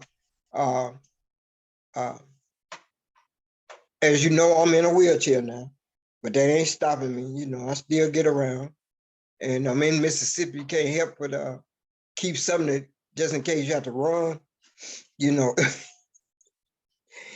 it's good seeing you, man. I love you. Yeah, I don't tell every man that, so just don't let your head get big. And I tell you, I love you. So, okay, so you take care of yourself. You take care of Karen, and happy birthday. Thank you. Yeah, I hope to talk to you on your next birthday. I hope to get to see you guys. Yeah. Thank you, Melina and Guiseppe, for setting this up. This is a wonderful thing. Yeah, because we had Wonderful fun. thing. We had fun when you came down here to visit me. I'm talking about came to stay with me. Only problem was that you was always beating me to the car pot, man, you know. It is so good to see you too. Okay, huh? Thank you. Well, thank you, Clee. We I know you love can preach all day, Clee. We love you. We love you, and we're and your family, and you know that, and we look forward when we can regroup. Thank you. Yeah, that'll be great. Thank you. Love ya. I need a copy of that slideshow. I didn't get to see it. All right. We'll send it out. It'll be part of the recording for sure. Thank you, Renee. Love you. Thanks so much. Next up, we have Barbara Acosta. Let me bring you up, Barbara. So many good people. So many good people. Hi, Barbara. Oh my God. Happy birthday, Frank and Karen. So good to see you. And thank you to Giuseppe and Melina for putting this together. I loved these stories, and I just want to embrace everyone who's here because I feel like we have so much in common. Well, I mean, I think you and I, Frank, met because of who you are and because of your social activism and how much you care. And it was through my former husband, Francisco. You came to an event where he was speaking about El Salvador, and you immediately connected, and because you really understood because of what happened to Mike. And I apologize that I didn't I messed up on the book thing, because I had a couple things I wanted to show. Is it okay, Giuseppe, if I share my screen really briefly? Is that all right? Because I have a picture that I wanted to show. Frank went with Sure, Barbara. Let me make you co-host. Now you should be able to share your screen with us. Okay, are you? No, wait. Sorry, I messed up. Okay, here we go. This is. Can you see it? Yes. In 2010, the 30th anniversary of the martyrdom of Archbishop Oscar Romero, Francisco and I founded a university named for Romero. And Frank was always one of our most devoted supporters. And he came with us for the 30th anniversary on the campus of the university. And we brought the Peace Caravan all the way. It was in the United States, and we had it driven all the way down to El Salvador to commemorate Archbishop Romero. And this is a picture of Frank writing his brother's name on the memorial wall of the Peace Caravan. And Frank, I just can never forget you, and what you stand for, and your whole family are such beautiful, special people, and so kind, and so willing to do everything you can for social justice. And I love you to death. Hope I see you again soon. You need to come see me. Yeah. We love you. You're a part of us, and thank you so very much. And I appreciate the photo very much, and brings a lot of good memories. Thank you. Thank you. Thank you for joining, Barbara. Yep. Yes, thank and you. everything you shared. Next up, we have Carol Travis. Wow. Hi, Carol.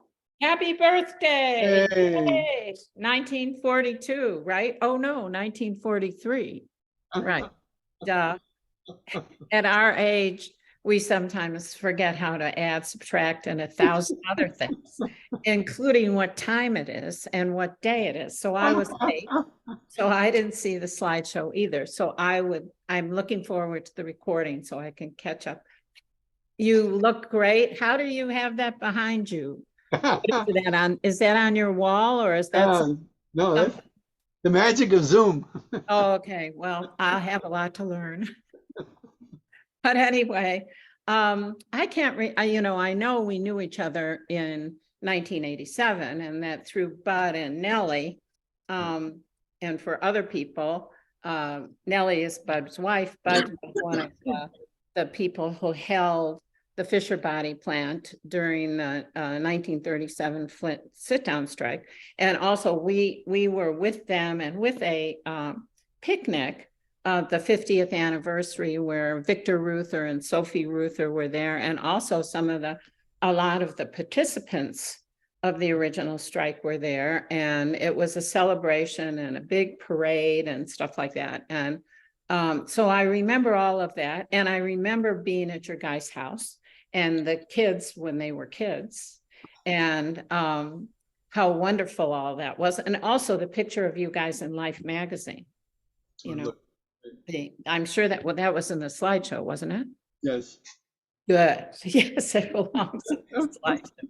But and now Giuseppe and Megan live close. Of course, we haven't been in touch with him enough. But and I remember your period as a photographer.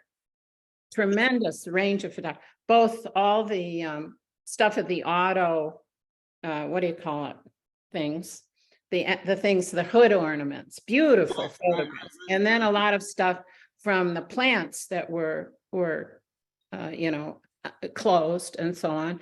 And I have, and if I had been more organized, I still have it and easily available, a ring Melina made that I wear regularly on my middle finger because it's big, not because, I want to make a especially strong statement. So occasionally I do. And the kids look gorgeous. And I know you had a lot to do with what recently happened with the UAW. And someday we'll have a conversation about all of that. And and for other people, not to toot my horn, but to toot Frank's horn, because he's meant a lot to me. My father was the leader of the Flint sit-down strike, and I was a president of UAW Local 719, which was a very large locomotive plant. We built locomotives, so we were a division that was separated from cars and trucks. And so we spent, Frank and I spent a lot of time together with others, with George and Bob Peter and some other people at various conventions. And my brother, my friend, both of you, Karen has always done tremendous work in the communities that's what I'm aware of. I'm from Chicago, so I wasn't up as close, but love you guys, and a privilege to be here. Thank This you, Carol. goes much more smoothly than my 80th birthday, thanks to Melina. And just Carol, I miss you. It's been way too long. right. Anyway, I'm in North Carolina with an incredible view, and y'all come down. Well, you've got a place to stay at your son's house. But we'll go out and eat, or you can come over again for dinner. Thank you. Happy birthday. Thank you, Carol. Love, Karen. Love you, Karen. Thank Love you. Guys. Okay. You're a sister. You Yes. can thank Giuseppe for all the technical work. Good job. Thanks, Carol. Okay. We really appreciate it. Yes, Jim, for those of you who missed the original slideshow, it was something that we'll have in the recording, and it'll be shared out in the YouTube that we'll post privately later after. So nobody's missed it. You'll get a chance to see the whole thing all over again. I had a request to bring back up on the screen the speaker list. So we're in the 1980s and 90s, traveling through time. And next up we have Janet and Stu. So I'm going to go ahead and hide my slideshow here, and I want to bring them up on the screen. We're getting into the book club era, I would say. Well, actually, Janet. hi, Hi, Stu. everyone. Happy birthday. Yeah. First of all, I want to say that we actually go back to the, if I remember right, the late 60s in Ann Arbor. Resistance. We were working for Radical Education Project in Ann Arbor. So that's when we knew Fred and Frank and Karen and so forth. And our paths went on parallel lines. And then we reconvened with the book club started by Ed Pinsuk, and Frank did an absolutely wonderful video for that. And so also thank you very much to Giuseppe and Melina for putting this together. This is incredible. I want to change the tone. This is in the book, but we love you, Frank, like the people on this call. And I'd like to mention a number of people who probably don't. There are a lot of people out here who don't like Frank.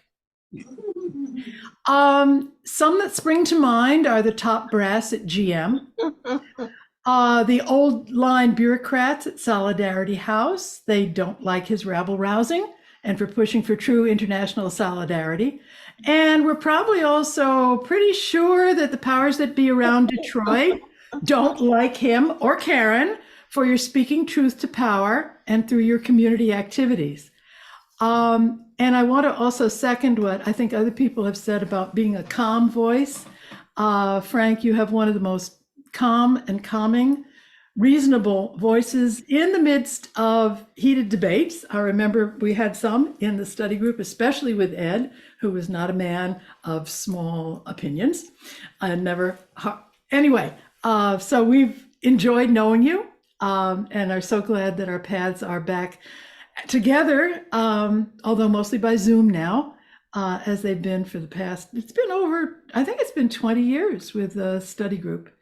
And we look forward to the meetings and look forward to many, many more to come. So lots of love to you and to Karen from both of us. Love you, Frank.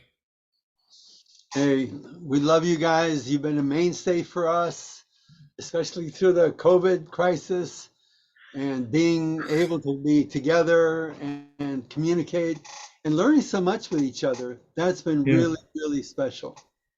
Yep. Thank you. And we already mentioned, I think, we couldn't find photos of you because you were always taking the photos. And they're on our wall. Thank you. Thank you. Thank you. It's a common dilemma in this household, too. It's a common dilemma. Thank you again, Giuseppe, for this has been very, very well done. Yes. My pleasure. So glad you two could join. Thank you for everything and what you added to the book as well. Yes. So next up, I'm going to go ahead and mute everybody because we're getting some background noise. You can go ahead and unmute yourself. And we have up next in the long list, okay, Susie Chandler. Wow. Susie, let me bring you up on screen. There we go. Happy birthday, Frank. What an honor it is to be able to say that to you. I think that we knew each other long before the 80s as well. I think that we must have Joe and I must have met you because when we first came to Detroit, we stayed for a week at the is it called the Ann Arbor 35 house down on Cass or something? So, but the all the testimonies from this period, it just brings back such an illustration of the depth of the ties. And I wanted to mention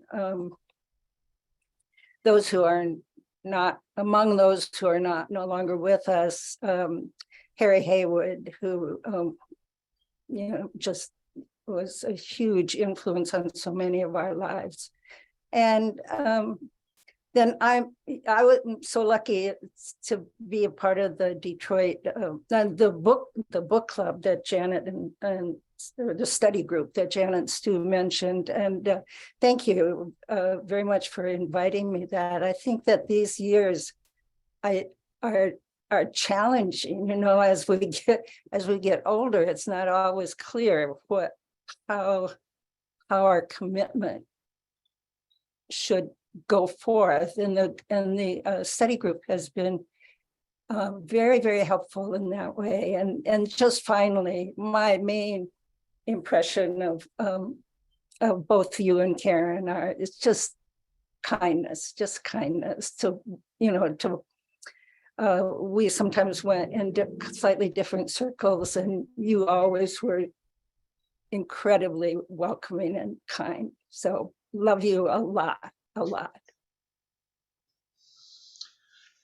Susie, we love you back. We're so glad that we can be with each other, even though we're many, many miles apart. But we will figure out a way that we'll be in direct touch with each other as well. Yes. Yeah. Thanks. Thank you. Thank you. Thank you. Thank you so much, Susie. So glad you could join and love what you brought into the book as well. Thank you. Next up, this is getting harder. We have Fritz joining as well. Fritz, you'll need to share your video. If I can bring you up on screen, that would be great. You'll just have to unmute, and if you can, share your camera. Otherwise, we may just get you on audio.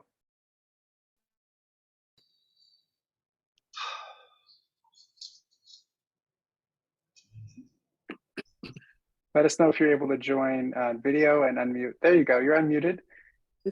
And we have video. All right. Hi, Fritz. Hi. Happy birthday and incredible anniversary. I am one of the young friends of Frank because I just met him 2010 in Hanover in Germany. And since then, he came to our house with Karen, and I hope to be able to call us friends.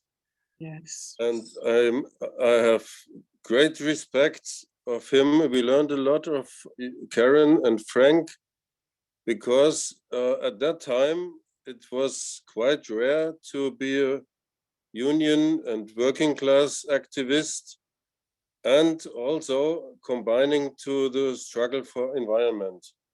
Today, many people have learned that it's high time to save our environment. If all these people could have understood it 20 years before, we could be more optimistic. But I also learned from you that it's always time to be optimistic, because as long as we live, we can change society. We can change everything we have to fight for, because Frank taught us also the strength of the international working class movement. He's not only an organizer in Detroit or in some factory, he's an international organizer. He was in South Africa on a big conference on environmental work. He is sticking to the solidarity with the workers in Bogota since more than 10 years now.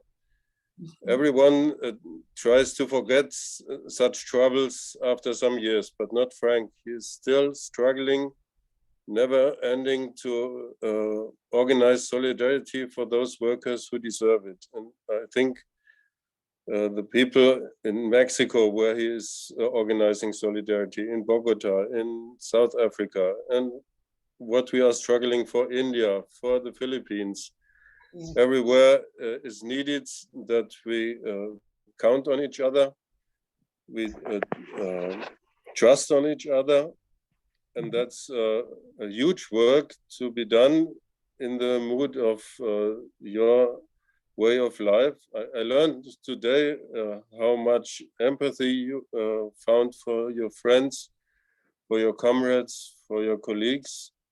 And this is basic to organizing the working class worldwide, to love each other and to trust each other and to know for which society we are struggling. So still, after all these decades, I feel you are revolutionary people, and this is what people love. Thank you so much. Thank you so much, Fritz. Thank you. You have been such an inspiration to me, and I have been very, very happy to be part of your world. Thank you. And hello to Hannah. Say hello to Hannah. Hi, Hannah. Happy birthday to you, Frank. And cordial thank you. and both of you, to Frank and to Karen also.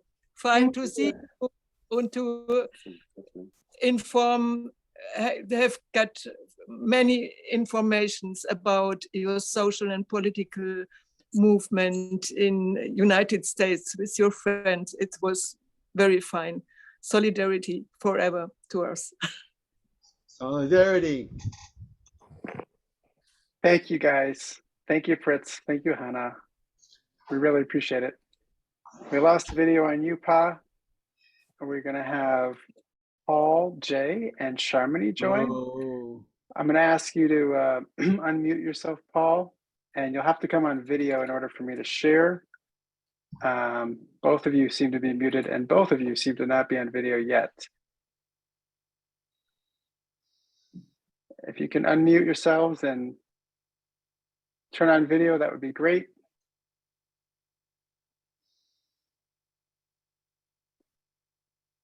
So we may have to come back to Paul and Sharmini. I'm not. Okay, come back to not Paul seeing and them respond. Sharmini, please. Ah, there you are. Technically inept. I'm sorry, we're so bad at this, and for taking your time. Sharmini here. I'm from Toronto, and Paul is out with our kids. They could, it's such a beautiful day, and they were getting really impatient. So he missed the timing. He said to call me, and I did call him, and he's at the park. So he's on his way. But I know I won't hold you up. But oh my God, this has been the most inspirational birthday present that could ever be provided, not only to you, Frank, but to the rest of us, because I've learned so much and so much about your lives, Karen and Melina and Seppi. I just can't tell you how much love I've seen today from you guys and as a family, and doing this for your dad, but also to your mom, because it's so much of her history. I've learned so much. I have so many questions. I can't wait to see you guys. But mostly I want to say that, you know, I've moved back from the US to Toronto, and I'm getting more politically engaged again. And what I learned from today is that, you know, those one-on-one relationships you have built over a lifetime is so critically important to politics. And, you know, when your friends are talking about, you know, being on this picket line, you know, on the protest, being at parties, dancing with you, eating together, having dinner, and the international nature of that is just so profound. And we are so missing it in this generation of organizers, you know. And as useful as this tool is, it's become the tool. And I feel that you've taken me back and then forward. And I just want to say I love you both. I don't want to take up a lot of time, but I appreciate these 2 hours have been fantastic. I love you both. That's great. Mwah. We love you, Sharmini. We love Paul, and give him our love, and Jacob and Georgia. Love you. Thank you. Will do. You're this friend that's just there for you, both of you. Thank you. Thank you. Thank you, Sharmini. Thank Paul for us. I know how much you've meant to both of my parents. Thanks for joining. So, Barbara Barefield, I know you have to leave. Yeah. Is there a chance you could stay for 2 more minutes and you could speak now? No, she left. Oh, darn it. Okay. Well, we are getting to a place where time is pressing on. Our next guest is Valinetta. I'm sorry, I'm saying it wrong. Hi, Valinette. There we go, Valinette. And you can unmute yourself. It's great to see you.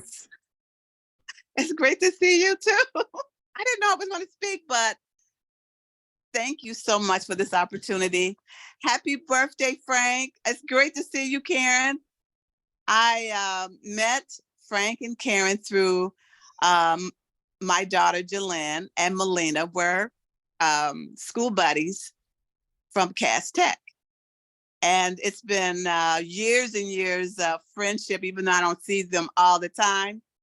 It's been just beautiful, just seeing you on Facebook and just knowing about your life, you know, Frank and Karen. I didn't know half the stuff that you were into, but boy, am I inspired. So I want to thank you so much for the love that you've given me and my family. And it's just been great that Guiseppe, Melina, the whole family, I'm still your friend. Yes. Yes. I am so Love grateful. you. We love you. We love you too, Melina. Jalen told me that she saw you the other day, and wow, you haven't changed a bit. How could I? You can't. You can't. So, and Karen, I love you. I love you, and we'll touch bases. Yeah. Oh, I hope so. And Frank, you are remarkable. You and Karen are just, it's just amazing. But thank you so much for your friendship for all these years. And I'm so thankful that our daughters are still friends. Yeah. Yeah. We love you, having you as part of our lives. Yeah. Thank you. You're welcome. Love you both. Thank you so much. Love you. Thanks for coming on and being part of the call. That was great. Thank you. Next up, we have Al Martin. Let me bring Al up on the screen. Hi, Al. Welcome. Hello, Giuseppe, and happy birthday to Frank. Let me just say, first of all, to Giuseppe and Melina, this book that you have put together, clearly, if it were on the New York Times best-selling list, it would be #1. Additionally, it'll be #1 on the list of all of the right-wing zealots as well. Frank, it is so good seeing you and Karen, and we haven't had one of our long conversations this week, so you'll hear from me soon. But let me just say that this celebration book points out just how important you have been during these last 80 years. The work that you and Karen have done, Frank, is outstanding, and it makes you an icon in the area of equity and social justice, as well as environmental preservation. Keep up the good work. We in the city of Detroit are proud to have you here. You mean an awful lot to this city. And Frank, one day soon, they're going to start listening to you and turn this city around. Happy birthday. Thank you so much, Al. You're such an inspiration for us. We love you. And thank you. Thank You and you. Maggie. And Maggie. And she says hello and happy birthday, Frank. Right. Hello, Thank you. Karen. Great. Take care. Thank you. Thank you, Giuseppe and Melina. Glad you made it back from your the championship basketball game. Thank you. And our granddaughter had an excellent game. Unfortunately, they lost, but it was only by 2 points. Wow. And they played well. Oh, man. Wow. Thank you. Take care. Thanks. You as well. Thank you, Al. That was wonderful. And it's been great to see all the work you guys have done together on the State Fairgrounds Coalition and being part of my mom's 75th as well, and being just a great staple in the neighborhood. Thanks for your kind and sweet words. Thank you. Next up, we have a few speakers who are no longer on. So let me just see if we have, so Miss Calloway. Miss Calloway, you are on. Let me bring you on to the screen. We have Angela Calloway. Hi, welcome. Hi, good evening, everyone. Can you hear me? Yes. Yes. Happy birthday. Happy birthday, Frank.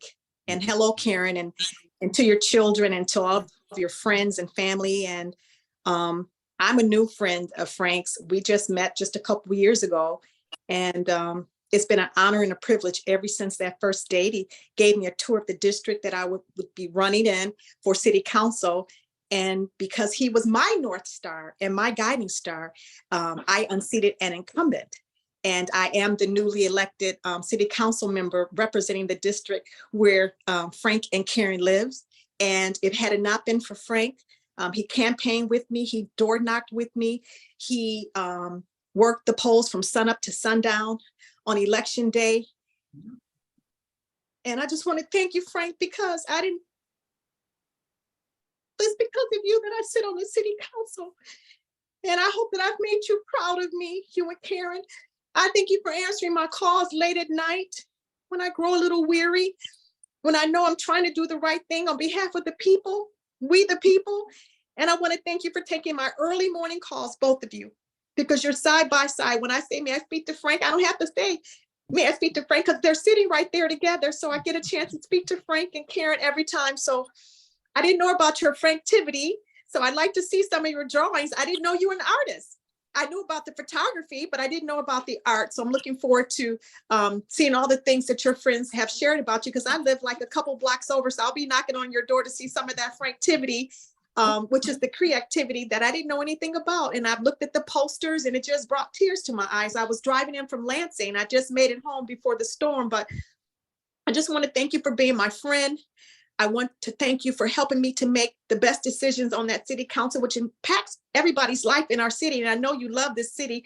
And I want to thank you for staying in the fight and teaching me how to fight. I want to thank you for teaching me how to march and protest the right issues. And I love you and Karen so much. And I'm so glad we're neighbors. And I'm so glad I can call you my friend. Thank you so much. And God bless both of you. Angela, thank you so very much. We love you. We love you're our friend. You're part of us. So you have us. You have us. Thank you. Yeah. And also, I want to thank you for receiving that testimonial resolution that you should have gotten years ago. My goodness. And the mayor told me, we had coffee a couple weeks ago. He says, the Hammers really love you. I said, yes, they do. And I really love them. So I want to share that with you. Your name came up during breakfast. He said, those Hammers really love you. And I said, yes, and I really love them. So thank you, Frank. Thank you, Karen. And happy birthday. Thank you. Thank you, Angela. Thank you. For coming. Thank you. Thank you. Thank you so much, Angela. My pleasure. Next up, we have none other than Bill Meyer. Welcome, Bill. None other than, okay. Well, such an honor, just an honor to be your friends, Frank, Karen. And I think of you as one person, of course, just like Twyla and I. We were one person, Bill and Twyla, and you're Frank and Karen. And as a matter of fact, when you once wrote me a letter, email, and you wrote Frank Karen, F-R-A-N-K-A-R-E-N, so you're joined by the K. Yeah. And how symbolic, how symbolic. A wonderful marriage. Could someone else turn the mic up? I don't know, I'm getting a feedback through. Yeah, if everybody could mute, please, that would be helpful. Thank you. Appreciate it. So I'm just saying then that Frank, you and Karen have such a beautiful family. I envy your family. It's such great kids who put this thing together and supported you all your life. That's a beautiful thing. What you have is love and beauty, and you know you're one of my favorite people that I love because you're a revolutionary who knows what the importance of love. So you may be 80 years old, but it's not the number that counts, it's how old you feel and act. And Frank, you act like you're like 40 or something like that, so you have no problem. You got many more years ahead of you. I just was sort of surprised that you didn't say anything about volleyball in your introduction. All the years that we played and suffered on the volleyball courts, and then you finally pulled your ankle out or something like that and never came back. And we miss you every time we play. Frank is a multi-dimensional person. I mean, you've heard all the stuff he's done, but you didn't know he also plays volleyball. So put that on his list. I want to just say we have some other things in common. Our interest in Hamtramck here. You lived here for a while. I live here now, still in Hamtramck, and our love for movie.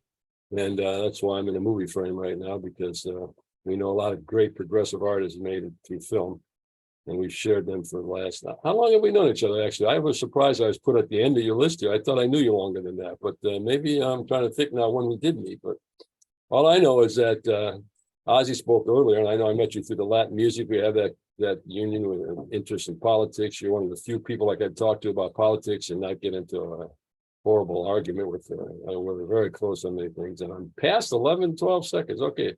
I get this at council meetings all the time. Okay, your time's up. All right. So anyways, Frank, I'm going to go let the other people talk. You know, I love you both, and thank you. Congratulations on your wonderful party and your 80 years and your family and all your friends. Love you both. Thank you, Bill. We love you back. You're part of us. Thank you so very much. It's an honor. Mine. Thank you, Bill, so much for joining and for everything you've shared and what you've meant to my parents. Next up, I'm going to try to see if we have, so Jorge and Paige are still both on, but neither of them are on camera and both of them are mute. Jorge, hola, hombre, can you unmute? Maybe Paige, you can also unmute and join in on video. If you can, we can share and have a conversation and have you join. I see Paige on video. Here we come. Hi, Paige. Let's see if we can get Jorge. Here comes Jorge. I know that Jorge was trying to get to the tents. He wanted to be there with his compañeros to be able to greet Frank. I don't know if he's made it quite yet. But let me get started. He's on the screen. Hola, Jorge. Hola, Paige. Hola. Hola, Jorge. hola a todos. ¿Qué más, hermano? Muy bueno. Muy bueno. Bueno, pues, ¿yo qué más puedo decir que darte las gracias, hermano, por tantos años de estar con nosotros apoyándonos? What else could I say except to give you thanks for all of the years that you've been with us, brother, helping us? Que, no sé, ha sido una bendición enorme encontrarte en esta lucha, en este camino.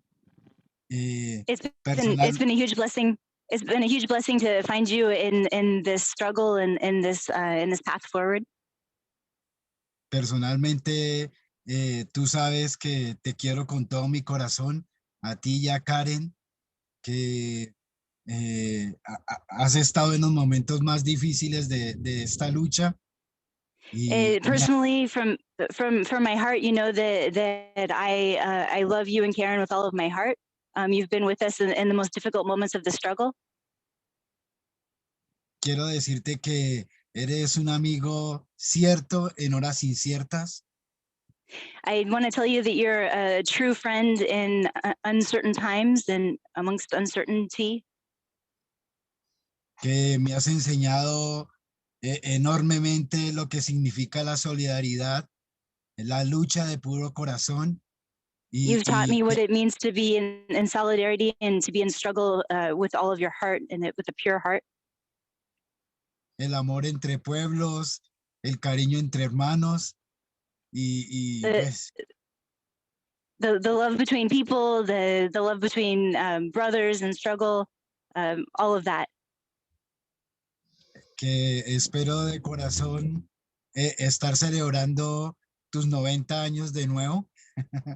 I hope that we're celebrating your 90th birthday together again. Y que cuando lo cumplas, también hayamos solucionado la lucha de Azotrecol. and then when it's your 90th birthday, we've already we've already settled the issue of Azotrecol. Gracias por estos 13 años de lucha. Thank you for these 13 years of struggle. And then I wanted to say, you know, the thing that really rung true for me, hearing from everybody, is just to hear really echoes of the kind of friendship and just mentorship that I've had with Frank. But, you know, he was doing this 50, 60 years ago. So I just think that this has been profoundly inspirational. And I just think that Frank is an amazing person and Karen is an amazing person, the two of them together. And I just wanted to throw one piece out there, which is that Frank has the incredible ability to not take no for an answer and to be like water. And when the door closes, to find a way through. And I think that that's one of the main things that he's taught us in the struggle. Frank has been such a huge, important part of the struggle of the injured Colombian General Motors workers over the last 12 years. Thank you, Frank, and happy birthday. Thank you. Thank you. Gracias. My love to you, your comrades, and I have no regrets being part of your lives. I've learned so much from both of you, and I've loved to be part of that struggle, being part of the struggle with you and with so many others on this call. But thank you, Jorge. Gracias, muchas gracias. Te quiero, Fran. Te quiero, Karen. Giuseppe, Melina.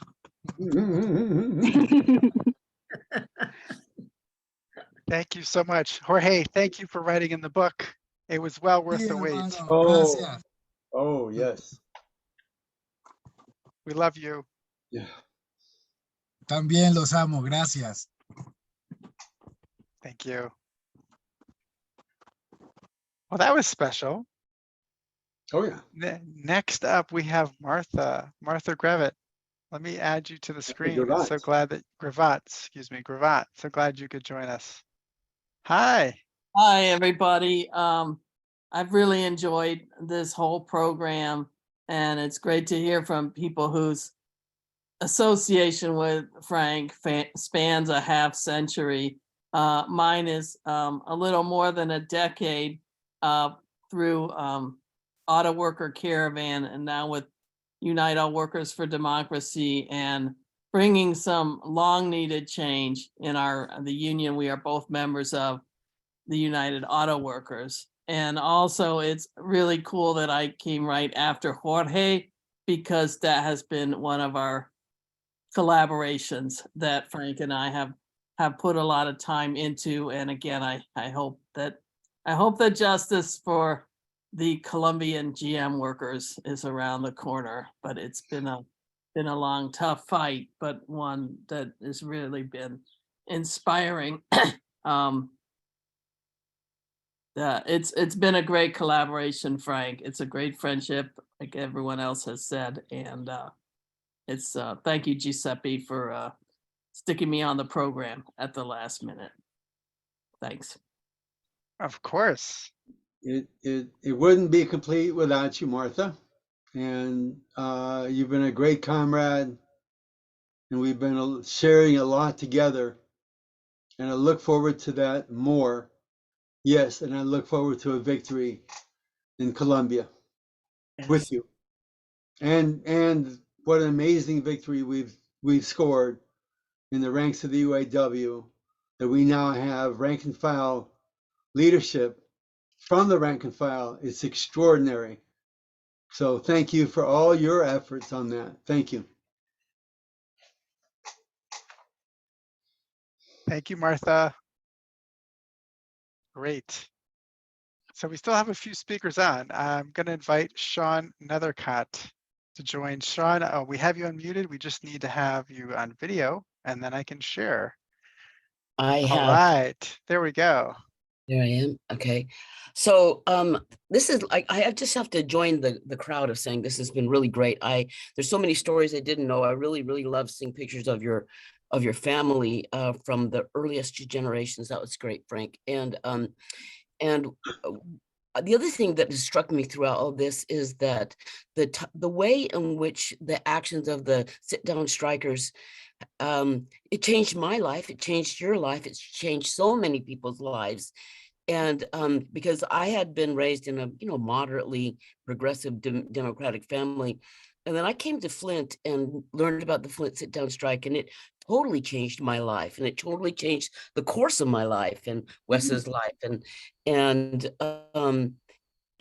I told the story in the book about how the first time I met you, you struck me, and it speaks to who you are, Frank, because here I was, just so wet behind the ears, never been in a factory, never lived in a big city, just as green as grass.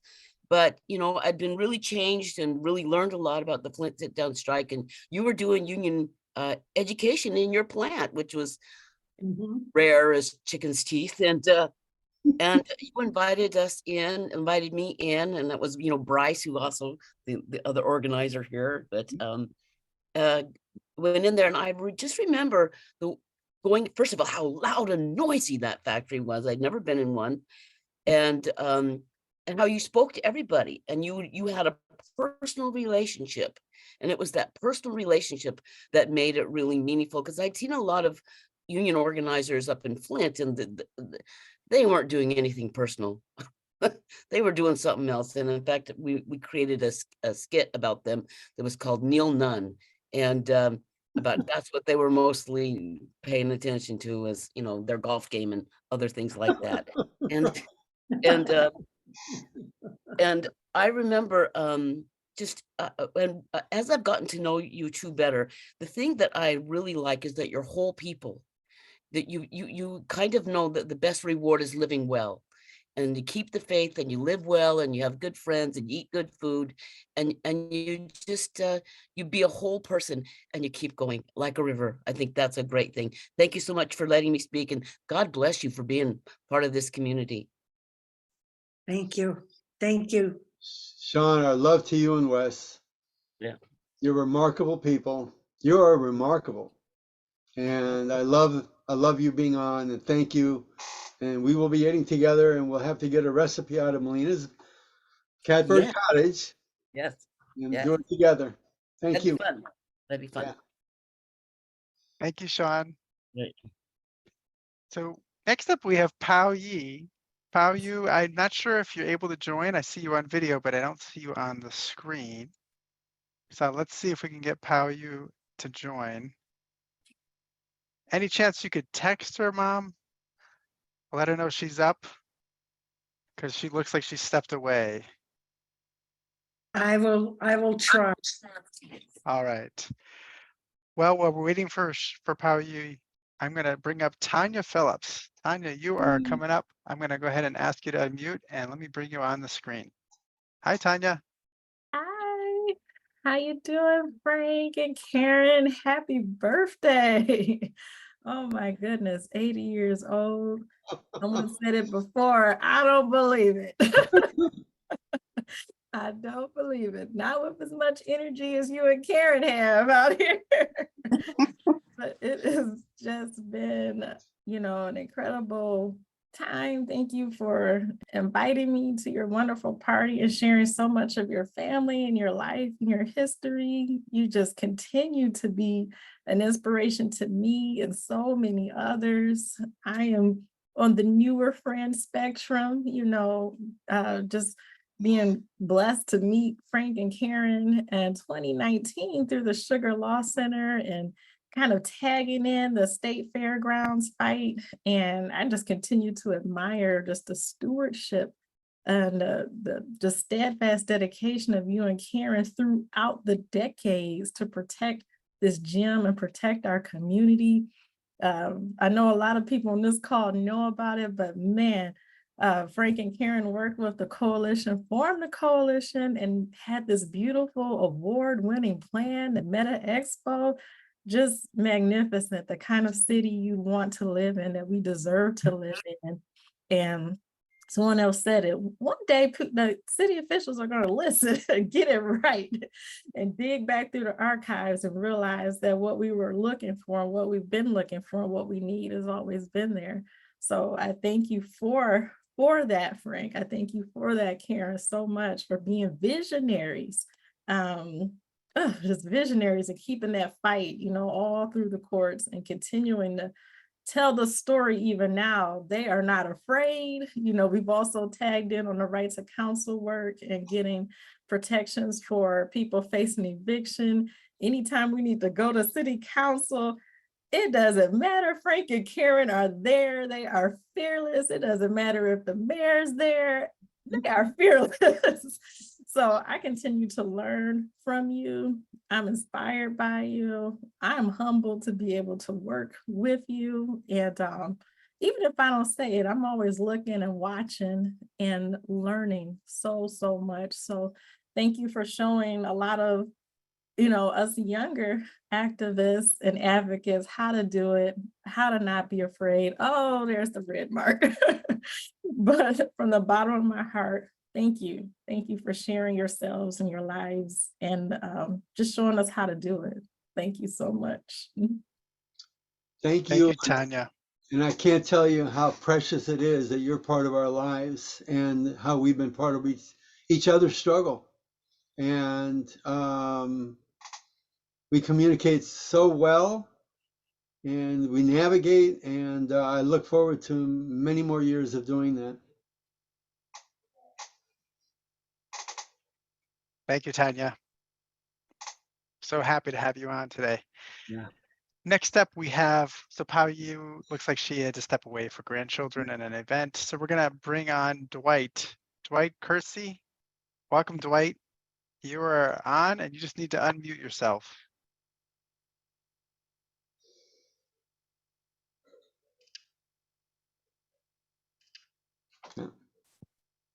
You're still muted. Are you able to unmute your Zoom? Oh, there I am. Okay. There you are. Okay. Well, Frank, I'm so happy to be a part of your birthday celebration. Like many of the other people here, I can't believe you're 80. But that's a good thing because I'm only a couple years behind you, and hopefully I'll be as active in a couple years as you are now. But what I really wanted to say was, of all the things that we have, I've heard today, they're amazing, of course. But I bring that down to how I know Frank.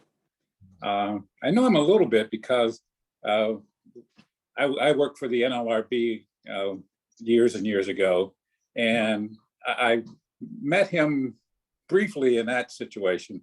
But much more importantly, is our neighborhood. Is all the things that people have said about Frank and his work with the UAW and the struggle. Through all of that, if you didn't know him, if you didn't know anything about him, and all you knew was his participation in our neighborhood, Greenacres, you would be amazed. He and Karen are so just selfless, okay? And they participate. And one of the things I really like about Frank is he has a vision, he has his ideals, but what he does is he puts the work in to make those ideals come to life. Not always successful, but he still puts the work in, and you have to put the work in. And for that, I thank you. Sandy and I really wish you a happy birthday, and know that you made it all these years with the help of Karen, of course. And of course, your kids have done an awesome job in putting this all together. And again, thank you and happy birthday. I can tell you that we love being part of the neighborhood that you and Sandy are part of, because it's given us so much life and love. You've given us so much love, and we love giving it back wherever we can. And we thank you for being on this call and wishing me happy birthday. Thank you so very much to both of you. Thank you. Thank you. Thank you so much, Dwight. Okay. Well, gang, this concludes the speakers that we had set up to speak today, rounding out the speaker list. So at this point, unless Pao Yi is returned, we can, Pa, what would you like to do? Oh, all I want to do is say thank you. I can't say it big enough. I can't say it big enough. I can't say it big enough to you, to Melina, to my lovely Karen, who's had a smile on this call the whole time, and I just love seeing it. And to all the people, to all my friends, to my comrades, to my partners in struggle and in solidarity, And we sing happy birthday all again. of that. All of that. So I feel really blessed. I really feel blessed to have all of you. Thank you. Giuseppe, if I may, Frank, let me just say that today has proven beyond a shadow of a doubt of the genuineness with which you and Karen live your life and contribute to improving the lives that others live. We can only say to you, thank you for the past 80, and we're looking forward to the next. Happy birthday. Thank you. Thank you again, Al. Brother Hammer. Happy birthday, Brother Hammer. Hey, Brother Martin. Love you, brother. Mean the world to you. Happy birthday.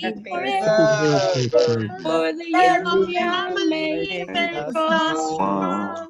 They have taken untold millions that they never toiled to earn. But without our brain and muscle, not a single wheel would turn. We can bring to birth a new world from the ashes of Solidarity, solidarity. And happy birthday. Thank you. Yeah. Who's not barking? Happy birthday. Yes. Happy birthday. Happy birthday. Thank you all. Thank you so much. beautiful to see everyone. Happy birthday. Abrazos. Feliz Abrazos, my comrade. Been great to see everybody. Yeah. Woo, there's Ozzy. Thank you. Good catch. Love to all the hammers. Thank You you. too. Absolutely. What a great event. Amazing. Oh, lovely to have you all. Fantastic. 80 more ahead. Save your energy. Great. Hi, Gwen. Happy Gwen. birthday from the Thank Roof you. Block Party. Thank We you. love So good to you. see you. So excited. This was I just- really wonderful. And don't forget, you can see whatever you missed on YouTube. That's right. We'll be sending out a link with the recording This is the next day or so. You can Oh, see great. it. Very Jim good work, did a Giuseppe. lovely Very good work. slideshow. Giuseppe, Melina, Thank you all. This is Melina, outstanding. Giuseppe, you all did Thank you, really Al. good work today. Thank you. Thank you. Oh, Thank you all very happy for all your hard Hey, work. there's Sheila. Thank you, Melina. Thank you, Mike and Gail. Ciao, Fran. Thank Bye, Fran. Ciao, Felicidad, Karen. Jorge. Gracias. I Felicidad. love you. Love you. Happy 80th, Frank. Thank Every you. time. Your time. Bye, Frank and Karen. Thanks, everybody.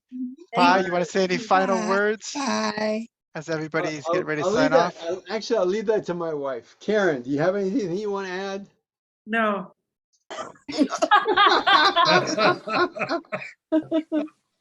Oh, we have Sean Crawford is joining. Maybe Sean was going to speak earlier. Yeah. Maybe Sean would like to say something before Great, we depart. great. Sean, would you like to, if you make yourself available on video, Sean, we can share you and spotlight you.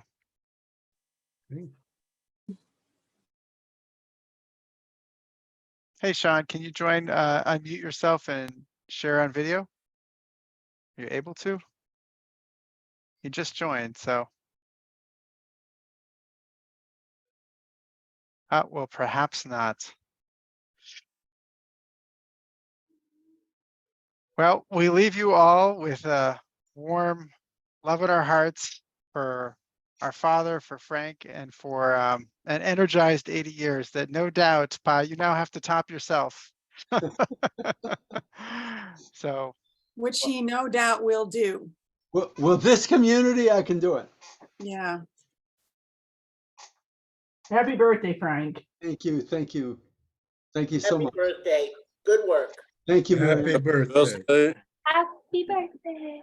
Happy birthday to you. Happy birthday to you. Happy birthday, dear Frank.